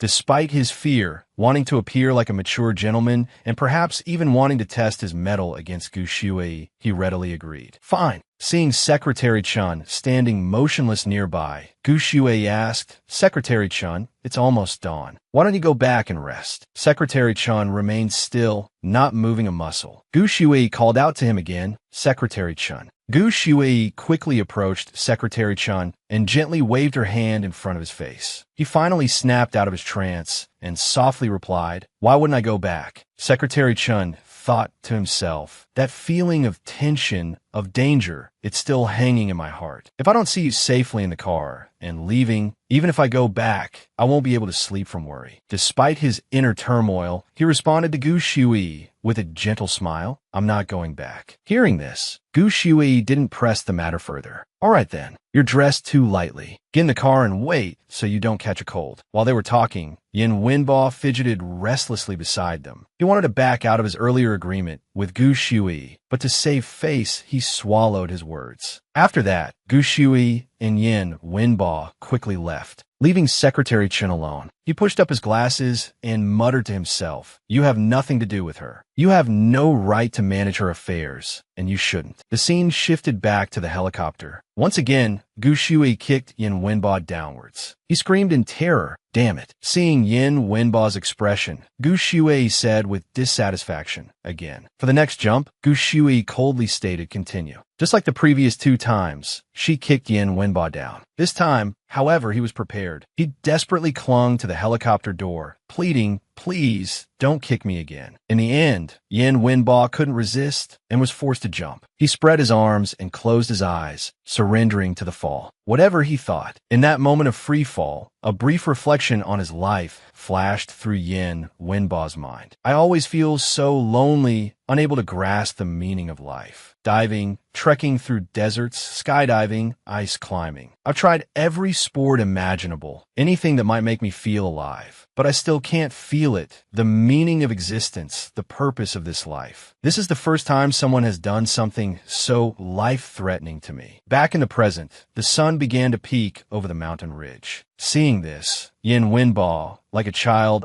unconsciously exclaimed, "Gu Shui, the sun's about to rise." The parachute slowly descended. Both of them stumbled as they landed. Gu Shui coldly asked Yin Wenbo, "Want to go again?" Learning from his previous experiences, Yin Wenbo threw his pride to the wind and flatly refused. "No, I suspect you're looking for an opportunity to kick me." Gu Shui slowly unbuckled her harness. "What's wrong? Don't want a few more rounds. One time is enough excitement for you. If it's not thrilling enough, you could also jump directly from the mountainside of this valley." Yin Wenbo sighed. "Honestly, I really don't want to play anymore." Hearing this, Gu Shui turned and started to walk away. "All right then, I'll wait for you in the car back at the house." Before leaving, she didn't forget to look back and threaten him. "If I don't see you there soon, I'll assume you're still attached to this place. We'll play again. Playing until tomorrow is fine too." Startled, Yin Wenbo hugged himself, a nervous laugh escaping his lips. "Yes, I understand." Gu Shui slowly walked toward the car. As soon as she stepped inside, Secretary Chun felt a sense of relief wash over him. He gently offered a cup of water to Gu Shui. Secretary Chun chuckled softly. "Drink some warm water." Gu Shui coolly took the cup and brought it to her lips. "Thank you." Noticing Gu Shui's coldness towards him, Secretary Chun teased, "So, Madam Yin is also afraid. Your complexion doesn't look too good." Despite saying this, he immediately added, "I'm dressed too lightly. Jumping down with such a strong, cold wind, my face must be frozen stiff." Gu Shui seemed to understand what Secretary Chun was thinking. She turned to him and said with a smile, "So, Secretary Chun is afraid of skydiving." Hearing this, Secretary Chen blushed, embarrassedly smoothing his hair. Just pretend I didn't say anything. Just then, there was a knock on the car window. Gu Shui rolled down the window. It was Yin Wenba. He looked in surprised. Secretary Chen is here too. Secretary Chen smiled. That's right. We've been here the whole time. Yin Wenba's disappointment was evident. He had thought he could go back with Gu Shui alone. The presence of another person made him unhappy. He climbed into the car, his displeasure clear. Noticing his expression, Gu Shui asked, "Do you have something to say?" Yin Wenba curtly replied, "No, let's go home." He thought to himself, how can I talk with this extra person here? Secretary Chen understood his attitude, but due to his lower status, he could only smile and silently curse. Fine, don't talk then. Choke on your words. During the entire ride home, the three of them didn't speak a word. Yin Wenba continuously glared at Secretary Chen, who could only smile and endure the barrage of daggers from his eyes. A while later, they arrived at the Yin residence. Secretary Chen and his car departed, leaving Gu Shui and Yin Wenba alone. Gu Shui finally spoke. "Go on, what is it?" Yin Wenba voiced his concerns. "I watched the video from a base. You arrived more than 3 hours ago. You practiced first. You jumped many times." Facing Yin Wenba's questioning, Gu Shui simply replied, "Because I'd never jumped before." Hearing this answer, Yin Wenba grew even more suspicious. He looked at her with a gentle gaze. "You know that's not what I'm asking. Why did you come to Pingu to find me? Why did you jump so many times?" Gu Shui softly replied, "I wanted to evaluate your toy. Of course, I had to experience it first to be qualified to evaluate it." Hearing this, Yin Wenba was stunned. His long-hardened heart felt a flicker of warmth, a blossoming of empathy. And for the first time, he felt the warmth of family. Thinking up to this point, Yin Wenba reached up to his face, embarrassed, and hesitantly asked, "So, what's your assessment now?" Gu Shui bluntly replied, "I think now I'm qualified enough to call you an idiot and to reassess you." After saying that, she turned and walked away, leaving Yin Wenba standing there, stunned. The blossoming warmth in his heart for moments before was now replaced by a chilling wind. The scene changed. Gu Shui woke up refreshed after a deep sleep. Finally, a good night's sleep. She quickly put on a coat and went downstairs. Passing by Yin Wenthu, who was eating breakfast, she casually said, "Good morning," which took Yin Wenthu by surprise. She immediately imagined Gu Shui in a crimson dress, furiously holding a riding crop and scolding her. "Speak up, you uneducated and foolish girl. Don't you know how to respect your sister-in-law?" Thinking of this, Yin Wenthu couldn't help but break out in a cold sweat. She gritted her teeth and forced out the words, "Good morning." By this time, Gu Shui had already sat down at the dining table. She coldly asked him, "What do you want to say?" Hearing this, Yin Wenthu quickly avoided Gu Shui's gaze and changed the subject. "What about that matter? How should we handle it?" Gu Shui looked at Yin Wenthu, her eyes probing. "What do you think?" Yin Wenthu thought, "Is she testing me? If I answer wrong, will she scold me again?" She cautiously stammered, I think we should keep an eye on her first. When she comes to find me." Understanding Yin Wenthu's apprehension, Gu Shui offered some comfort. "What's done is done. There's no use dwelling on the past. You should think about what's to come." Yin Wenthu felt compelled to agree. "I don't like you, but you're right. My older brother isn't back yet. You're the mistress of the Yin family. We can't just let some random woman appear and force the king to abdicate." Gu Shui sighed. Seeing this, Yin Wenthu thought she had said something wrong, and her hands and feet started to tremble. Gu Shui then questioned her. "What did she say? You believe that? Are you incapable of judging the situation for yourself?" Hearing this, Yin Wenthu had to make an excuse. At that time, there was an emergency. Gu Shui, holding a slice of bread, continued, "An emergency. What, were you afraid that if you were any slower, the baby in Tuong Mong's belly would be harmed? She just exploited your weakness, knowing your dislike and prejudice against me." After hearing these words, Yin Wenthu seemed to understand. She suddenly became agitated and stood up abruptly. "I was used as a pawn. You're right. Why should I believe her based on just a scandal from a few months ago?" At this point, Yin Wenthu gritted her teeth in anger. Tuong Mong really did take advantage of me. She quickly grabbed her bag and hurried off. "I'm going to find out if the baby in her belly is really my brother's. Watching Yin Wenthu's retreating figure, the housekeeper couldn't help but worry. Madam, third miss. However, Gu Shuai appeared completely unconcerned, continuing to sip her tea. She waved her hand dismissively. That girl is just stubborn. Prepare paper, pen, and ink for me. Then, she looked thoughtfully at her phone. Elsewhere, Mr. Tran was in a monthly report meeting when his phone notification suddenly rang. Mr. Tran quickly apologized to everyone. Excuse me, I need to check my phone. It was a message from Gu Shuai. Secretary Tran, you worked hard yesterday. Pingu is very cold in the early morning. Please make sure to rest. If necessary, you can make some ginger soup to boost your health. Reading this, Mr. Tran unconsciously smiled. Ginger soup, huh? I can't stand it, but I can try. At the same time, in Yin Wenthu's car, a woman called, her voice panicked and urgent. Miss Yin, I finally reached you. The situation is really bad. Mong is having suicidal thoughts. Yin Wenthu paused, thinking. Yin Wenthu's face suddenly darkened. So, send me the address. Elsewhere, at Tuong Mong's house, another woman was trying to comfort her. Yin Wenthu is easily swayed by emotions. As long as you use the baby as leverage, she'll definitely protect you without a second thought. Tuong Mong looked down, a flicker of hope in her eyes. I hope so. She glanced nervously at the woman. But what about the trending searches now? Hearing this, the woman calmly picked up her phone. Don't look. Let me check the news for you. She quickly tapped on the trending searches. As expected, the most searched item was none other than Yin Wenthu's post. Seeing this, both the woman and Tuong Mong gasped in astonishment. Mong, this isn't good. Yin Wenthu posted a cryptic message. Her acting skills in movies haven't improved, but her real-life acting skills have certainly progressed rapidly. Yin Wenthu hadn't forgotten to add the hashtag hidden truth. Today, suspicions about Tuong Mong's Silicon Party have been confirmed. 2 fan clubs have announced their disbandment. At the end of the post, she directly named Tuong Mong. Countless fans were loudly criticizing Tuong Mong for deceiving their feelings. What do you all think? This post from Yin Wenthu had caused an explosion online. Is this really Yin Wenthu, the third miss of the Yin family? Is she saying Tuong Mong is living a fake life? That's not a hint. That's a direct attack. Of course, there were also a few fans defending Tuong Mong. Wait a minute. This isn't yesterday anymore. Tuong Mong's agency has already issued a statement denying the rumors. They even included a photo of her manager picking up third Miss Yin. The agency said they are friends, and Tuong Mong attended the party at third Miss Yan's invitation. Now she's turning against her. Besides that, a large number of anti-fans seized the opportunity to mock her. So it seems Tuong Mong is all an act. I feel sorry for her fans. They've been hit by lightning strikes one after another. Someone even mercilessly called for everyone to unfollow her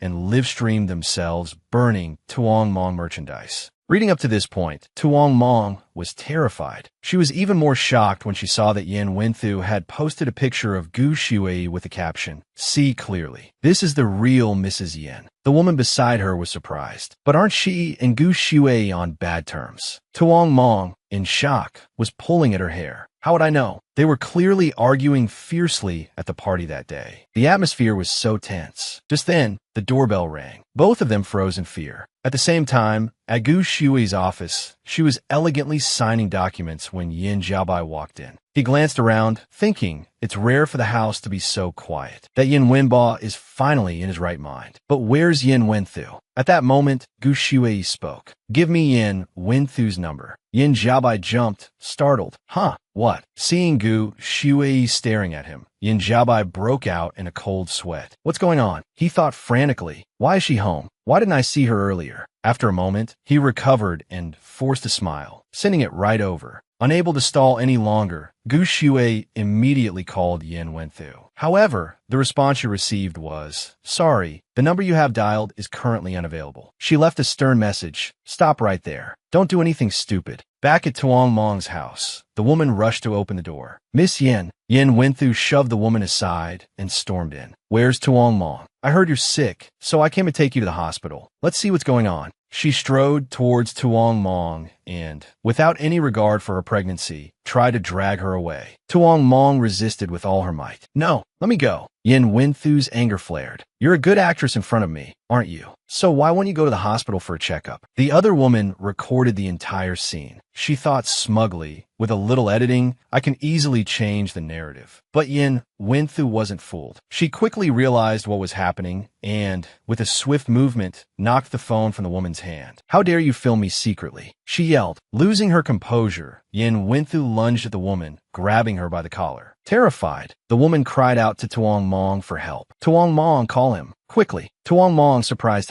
caught Yin Winthu's attention. Him, she thought. Meanwhile, Gu Shuei finished writing and editing her message. She immediately texted Mr. Tran. "Secretary Chun, are you free? I'm coming to Yin Corporation." At that moment, Mr. Tran was enjoying a cup of ginger tea, as Gu Shuei had suggested. He happily replied yes. A wave of anxiety washed over Gu Shuei. She looked at the message she'd sent to Yin Wenthu. It was still unread. She hasn't replied, she thought. Even someone as clumsy as Tuong Mong is proving difficult to catch. A while later, Gu Shuei arrived at Yin Corporation. Everyone greeted her warmly. "Madam Yin, this way please." Gu Shuei quickly made her way to the elevator and headed to Mr. Tran's office. Stepping out of the elevator, Gu Shuei was surprised to see Jian Shangming standing next to Mr. Tran. He greeted her quickly, "Madam Yin." She returned the greeting, then, without further pleasantries, got straight to the point. "Secretary Chun, does the Yin family have GPS tracking installed on their phones?" "Yes," Mr. Tran replied, "but it depends on who you're looking for. Some people don't cooperate and remove the tracking." Gu Shuei didn't hesitate. "Check Yin Winthu's location for me." "Right away," Mr. Tran said, turning to his subordinate. "Go do it." "Yes, sir."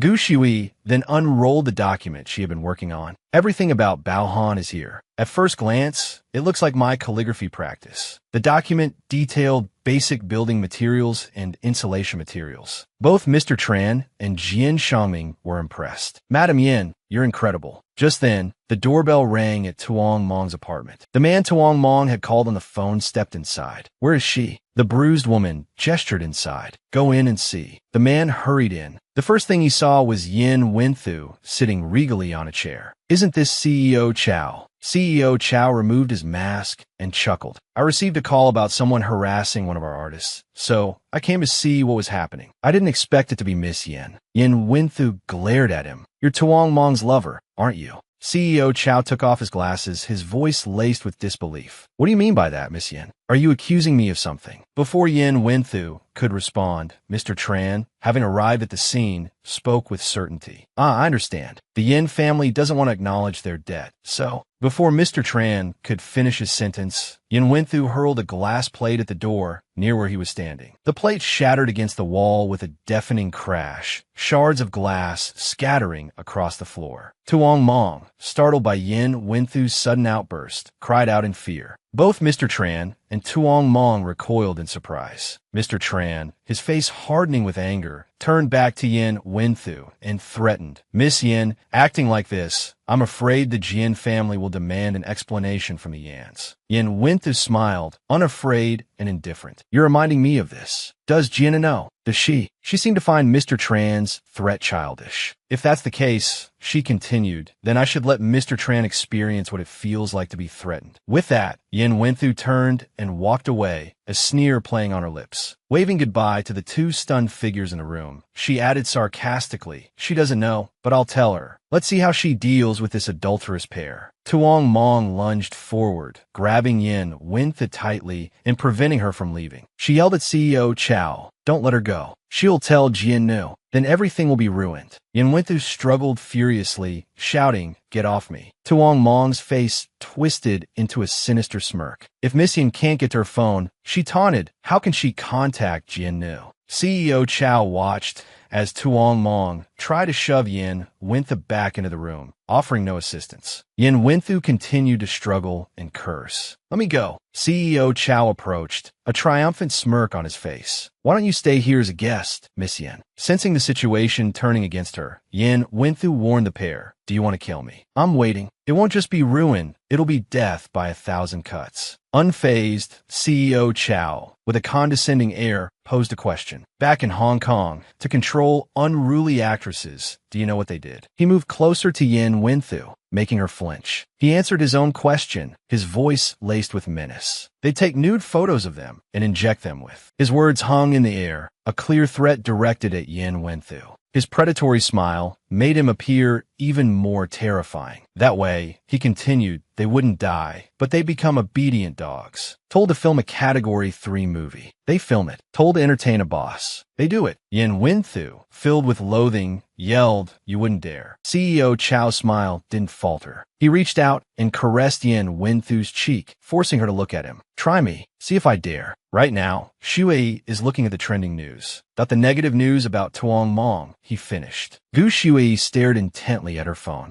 Mr. Jian, Secretary Chun, please take a look at this. I have to leave for a moment. Before leaving, she asked Mr. Tran, Secretary Chun, do you have any bodyguards I could borrow? I can lend you yin tai tais. Jian Xiaoming offered before Mr. Tran could answer. Mr. Tran, speechless, glanced at Jian Xiaoming. Gu Shui gave Mr. Tran one more instruction before she left, her striking beauty captivating. And one more thing, Secretary Chun, please send me Tuong Mong's address. Yes, ma'am, Mr. Tran replied obediently. Meanwhile, back in the other room, Yin Wenthu was tied up, a small ball gagged in her mouth. She struggled, trying to make any noise to attract attention. Tears streamed down her face as another man appeared, holding a syringe filled with a strange liquid. Yin Wenthu trembled in terror as the needle swayed before her eyes. The stranger toyed with her. Miss Yin, do you like the gift CEO Chow has prepared for you? Suddenly, the doorbell rang, shattering the tense silence. Tuong Mong, perplexed, asked CEO Chow, who is it? Chow, equally unsure, replied, I don't know. Maybe it's the camera crew. He strode toward the door and peered through the peephole. It's Gu Shui. Why is she here? Chow muttered, startled. He quickly composed himself, a sneer twisting his lips. But she's alone. Women are so foolish. Unfazed, he opened the door, greeting Gu Shui with a calculated charm while mentally plotting how to deal with Yin Wenthu. Yin, Tai, what a surprise. Where is Yin Wenthu? Gu Shui demanded, wasting no time on pleasantries. Chow's hand slowly closed the door behind him. Without missing a beat, he lied, she's inside, Tuong Mong's guest. They seem to be having a little disagreement. As the CEO, I had to come and see what was going on. The sharp click of Gu Shui's heels on the floor heightened the tension. Inside, a gagged Yin Wenthu whimpered, her eyes wide with fear. No, don't come in. Don't. From behind Gu Shui, Chow gestured towards a room. Let her see what state Yin Wenthu is in. Seeing Yin Wenthu's predicament, a surge of protective fury coursed through Gu Shui. Yin Wenthu grabbed a vase and lunged towards Gu Shui. Sensing the danger, Gu Shui reacted swiftly, spinning around and delivering a sharp kick that sent Chow sprawling to the floor. She caught the vase in midair and hurled it at Chow's head. The sound of the shattering vase alerted Gu Shui's hidden bodyguards, who rushed into the room. Gu Shui turned her gaze back to Chow, her eyes like ice. Chow, terrified, yelled, ah, stay away from me. Ignoring him, Gu Shui strode towards Yin Wenthu and, with a gesture both powerful and compassionate, removed her own coat and draped it over the distraught woman. It was a scene straight out of a heroic drama. Yin Wenthu burst into tears, relief washing over her. Gu Shui gently removed the gag. It's all right now, she soothed, pulling Yin Wenthu into a comforting embrace. Yin Wenthu clung to her, sobbing, sister-in-law. Gu Shui continued to comfort her. Wait here. Gu Shui stood and approached Chow, who was frantically waving his hands at the bodyguards. What are you doing? This is illegal. You can't just barge in here. He protested. Gu Shui grabbed him by the collar. Chow, we need to talk. Realizing his disadvantage, Chow stammered, Yin, Tai, please listen to me. It was Tuong Mong. She hated that Yin Wenthu insulted her on Weibo, so she hired someone too. I was trying to save Miss Yin. Hearing Chow shift the blame, Tuong Mong's eyes widened in realization. Chow Jiaya, you bastard. Gu Shui pulled out her phone. Sensing something amiss, Chow hurriedly added, Yin, Tai, you have to listen. It was. Gu Shui was calling Jian Xiangming, the man Chow feared most. Jian Xiangming's voice boomed from the phone. Chow, what do you have to say? Gao Fu, speak.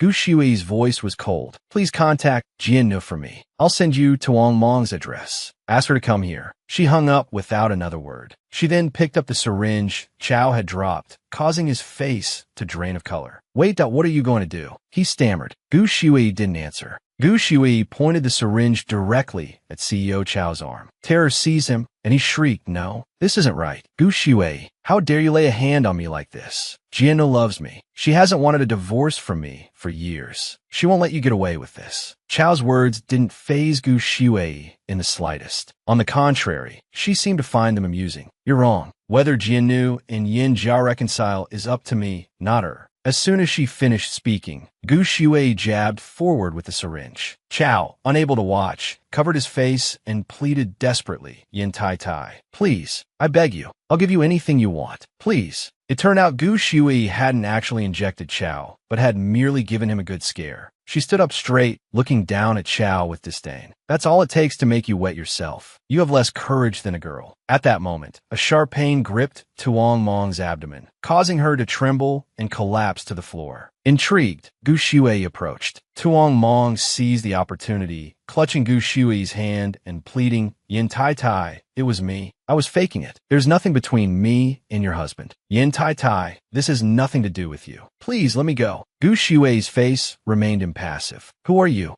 Tuong Mong continued to cry, begging for mercy. Gu Shui coldly pressed, "Who is that child?" Tuong Mong glanced at Yin Winthu, who was being helped to her feet by a bodyguard. Gritting her teeth, she answered, "Miss Yin." Gu Shui finally responded, "From the moment you involve her, it had everything to do with me." Yin Winthu felt a surprising warmth at these words. She hadn't expected the sister-in-law. She resented to be the one protecting her. Ignoring Tuong Mong, Gu Shui ordered her bodyguards, "Call an ambulance and the police." Just then, Jiannu rushed in, breathless. "What's going on?" She took in the scene. Gu Shui standing regally with her arms crossed, Yin Wintha huddled in fear, and everyone else kneeling on the floor. Jiannu stood frozen in shock until Gu Shui's voice cut through the silence. "If I were you, I would either sever all ties or make him suffer. The first mistake, cut off his livelihood. If he makes another mistake, cut off a finger." Jiannu, sweating nervously, retorted, "Chao Jiaye and I have been married for over 15 years. To just cut ties with him like that would make my feelings for him seem worthless. Besides, if he leaves me, he'll just go to other women. That wouldn't be punishing him. It would be rewarding him." Gu Shui interrupted. "He trades you in for a new model every year. You spend every year racking your brains, wondering who his new lover is, who's carrying his child. Let him have it, and then lose it. That is punishment. Chao Jia's pain will be temporary, but yours will be forever. If you really love a man like that, if you can't let go, then cut off his livelihood and keep him like a dog. It won't hurt." Chao looked on in horror. "What?" Gu Shui continued. "If you keep acting like this, you'll be looked down upon." Jiannu seemed to finally understand. She clenched her teeth in a sudden surge of anger. One of Gu Shui's bodyguards announced, "Tai Tai, the ambulance is almost here." Gu Shui immediately turned her attention back to Yin Winthu, helping her up. "Third Miss Yin, and I will go ahead. Stay here and help Jiannu deal with the aftermath." As Gu Shui and Yin Winthu left, Jiannu reminisced about the good time she had shared with Chao. Finally, she seemed to make up her mind. Taking a deep breath, she walked towards him with a steely gaze. Chao Jia watched Jiannu's steely demeanor with growing fear. He tried to placate her. "Nu, listen to me." But Jiannu had already made up her mind. In her heart, the love they once shared had shattered into irreparable pieces. After years of enduring his infidelities, Jiannu was finally ready to explode. "I put up with you for far too long." Discarding all pride, Chao Jia fell to his knees, begging and weeping. He hoped his pathetic display would evoke some sympathy from Jiannu, but it was no use. He then tried to shift the blame onto Gu Shui. "Nu, you can't blame everything on Gu Shui," he cried. "That man's father has to call me sir. Remember what I did for you." He began recounting his supposed heroism, claiming he'd risked his life to save her. "Don't you remember? 17 years ago, you were implicated because of your uncle. It was me. I risked my life to save you. I love you, no." Jiannu refused to listen, covering her ears against his incessant whining. "Enough," she snapped. Clearly, what's broken should be thrown away. She turned her back on him. Chao Jia, his mouth still covered, struggled to speak, but couldn't. Downstairs, the ambulance arrived. police officers stood by, along with a team of paramedics. A crowd gathered, eager to witness the drama, snapping photos and recording videos. Gu Shui shielded Yin Wenthu with a large coat, concealing her face from the prying eyes of the reporters. Gu Shui, ever attentive, noticed the press and took precautions to protect Yin Wenthu's privacy. "There are reporters here. Let me help you into the ambulance first," she said gently. "Once inside, you can take off the coat. Be careful getting in." After ensuring Yin Wenthu was safely inside the ambulance, Gu Shui turned to the police. An officer politely inquired if she was available to give a statement. Gu Shui calmly and confidently reported Chao Jiaye and Tuong Mong. "I'm accusing Chao Jiaye and Tuong Mong of kidnapping with intent to harm and steal. They're not good people. This isn't their first time doing something like this. They can't be allowed to get away with it." She assured the officers of her full cooperation in bringing the perpetrators to justice. "I suspect they've hurt others like this before. Yin Corp is ready to assist you in any way we can. You've worked hard."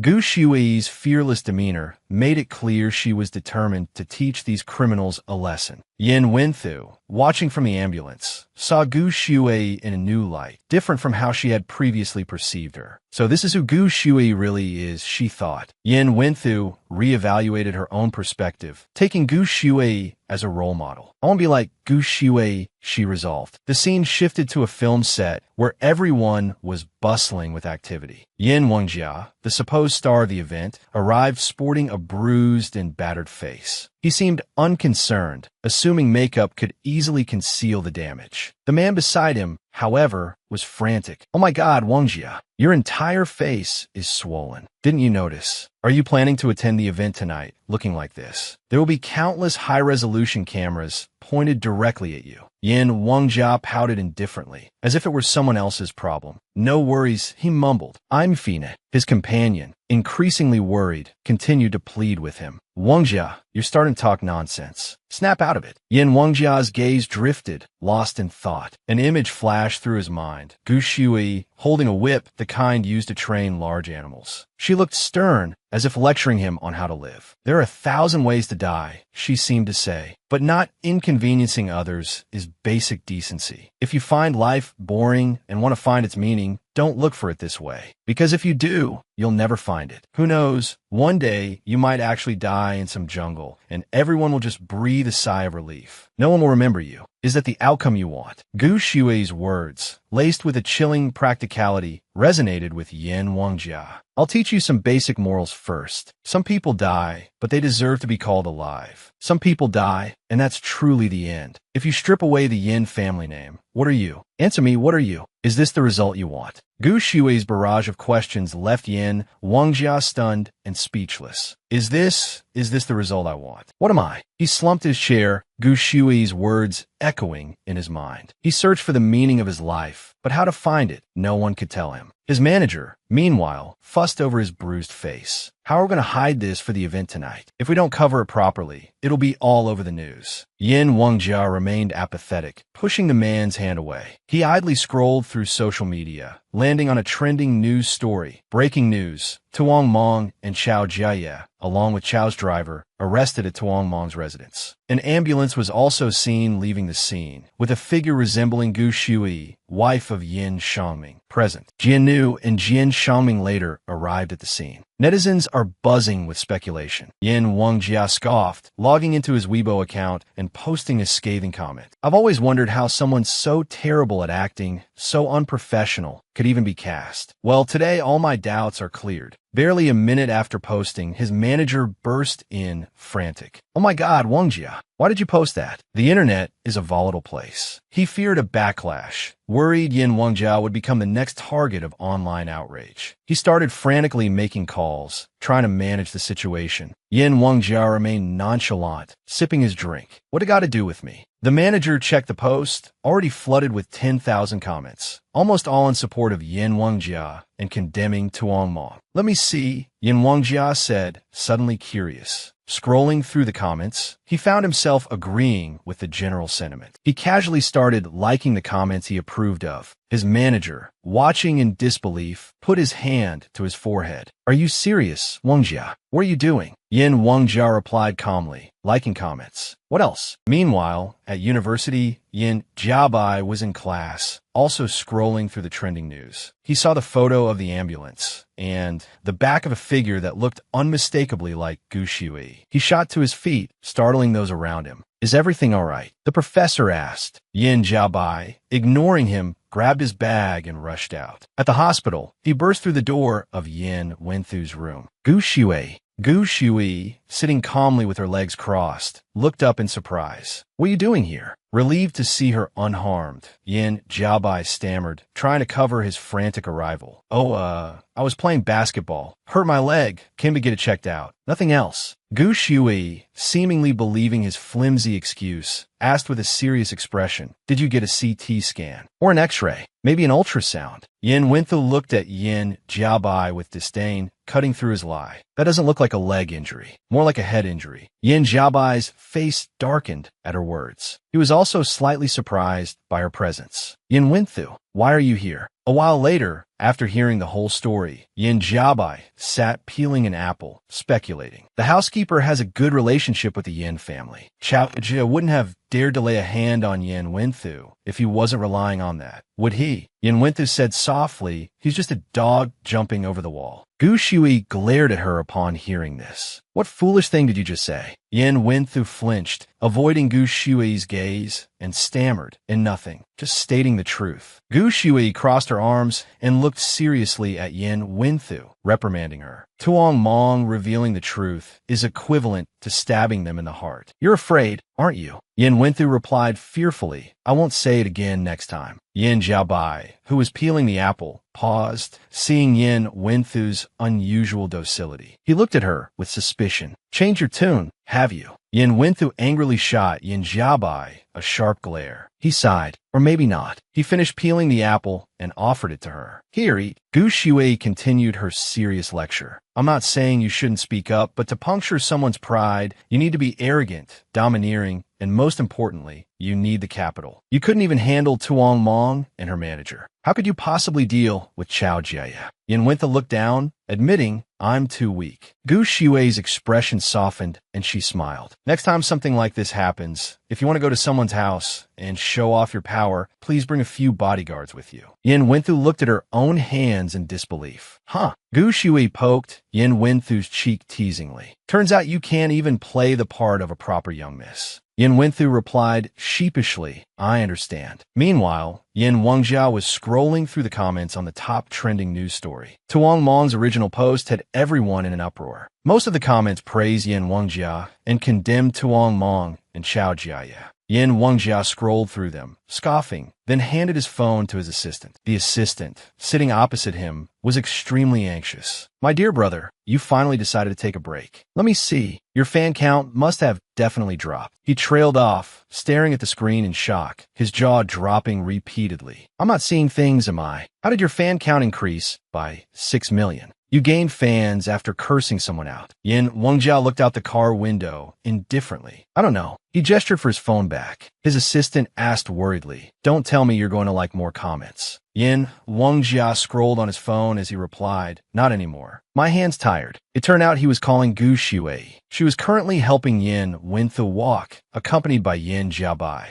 She answered her phone. Hello, who is this? Hearing Gu Shui's question, Yin Wangjia fell silent, thinking, shouldn't she have my number saved? Even the director does. Gu Shui, losing patience with the silence, said, if you don't speak, I'm hanging up. Yin Wangjia finally responded. It's Yin Wangjia. It's me. Gu Shui asked coldly, yes. How was filming today? Yin Wangjia answered guiltily. It was fine. In reality, he had spent the entire day lurking online. He then changed the subject, asking with feigned concern, actually, I wanted to ask you about the news. Did you go to the hospital? Gu Shui replied, the one who went to the hospital wasn't me. Before she could finish, Yin Wangjia interrupted, oh, I know, and abruptly hung up, leaving only the dial tone. The dial tone echoed, leaving Gu Shui bewildered. He doesn't care about Yin Wenthu. Yin Wenthu looked at Gu Shui and asked, was that Yin Wangjia? Gu Shui replied, yes. You should call him second brother. Yin Wenthu tilted her chin dismissively. Second brother, my foot. He's as dry as a prune. But Gu Shui's face darkened as she looked at Yin Wenthu sternly. Yin Wenthu, startled, quickly feigned innocence. Much later, Gu Shui, having returned home, bathed and relaxed, sat reading in a chair. She asked the maid beside her, how is the young miss? The maid respectfully replied, the family doctor changed her medication. She's probably asleep now. Suddenly, Gu Shui's phone chimed. It was a message from Yin Wangjia. I filmed 8 scenes today. After reading it, Gu Shui smiled faintly. Meanwhile, Yin Wangjia stared intently at his phone, waiting. Gu Shui replied to the message. His assistant brought him some water. Mr. Yin, you've worked hard today. Take a break. Yin Wangjia, preoccupied with the thought that he hadn't filmed enough, suddenly stood up, startling his assistant. He declared resolutely, film 2 more scenes. His assistant trembled. Mr. Yin, are you unhappy? If you're unhappy, just say it directly. Please don't be like this. At the same time, in Yin Wenthu's room,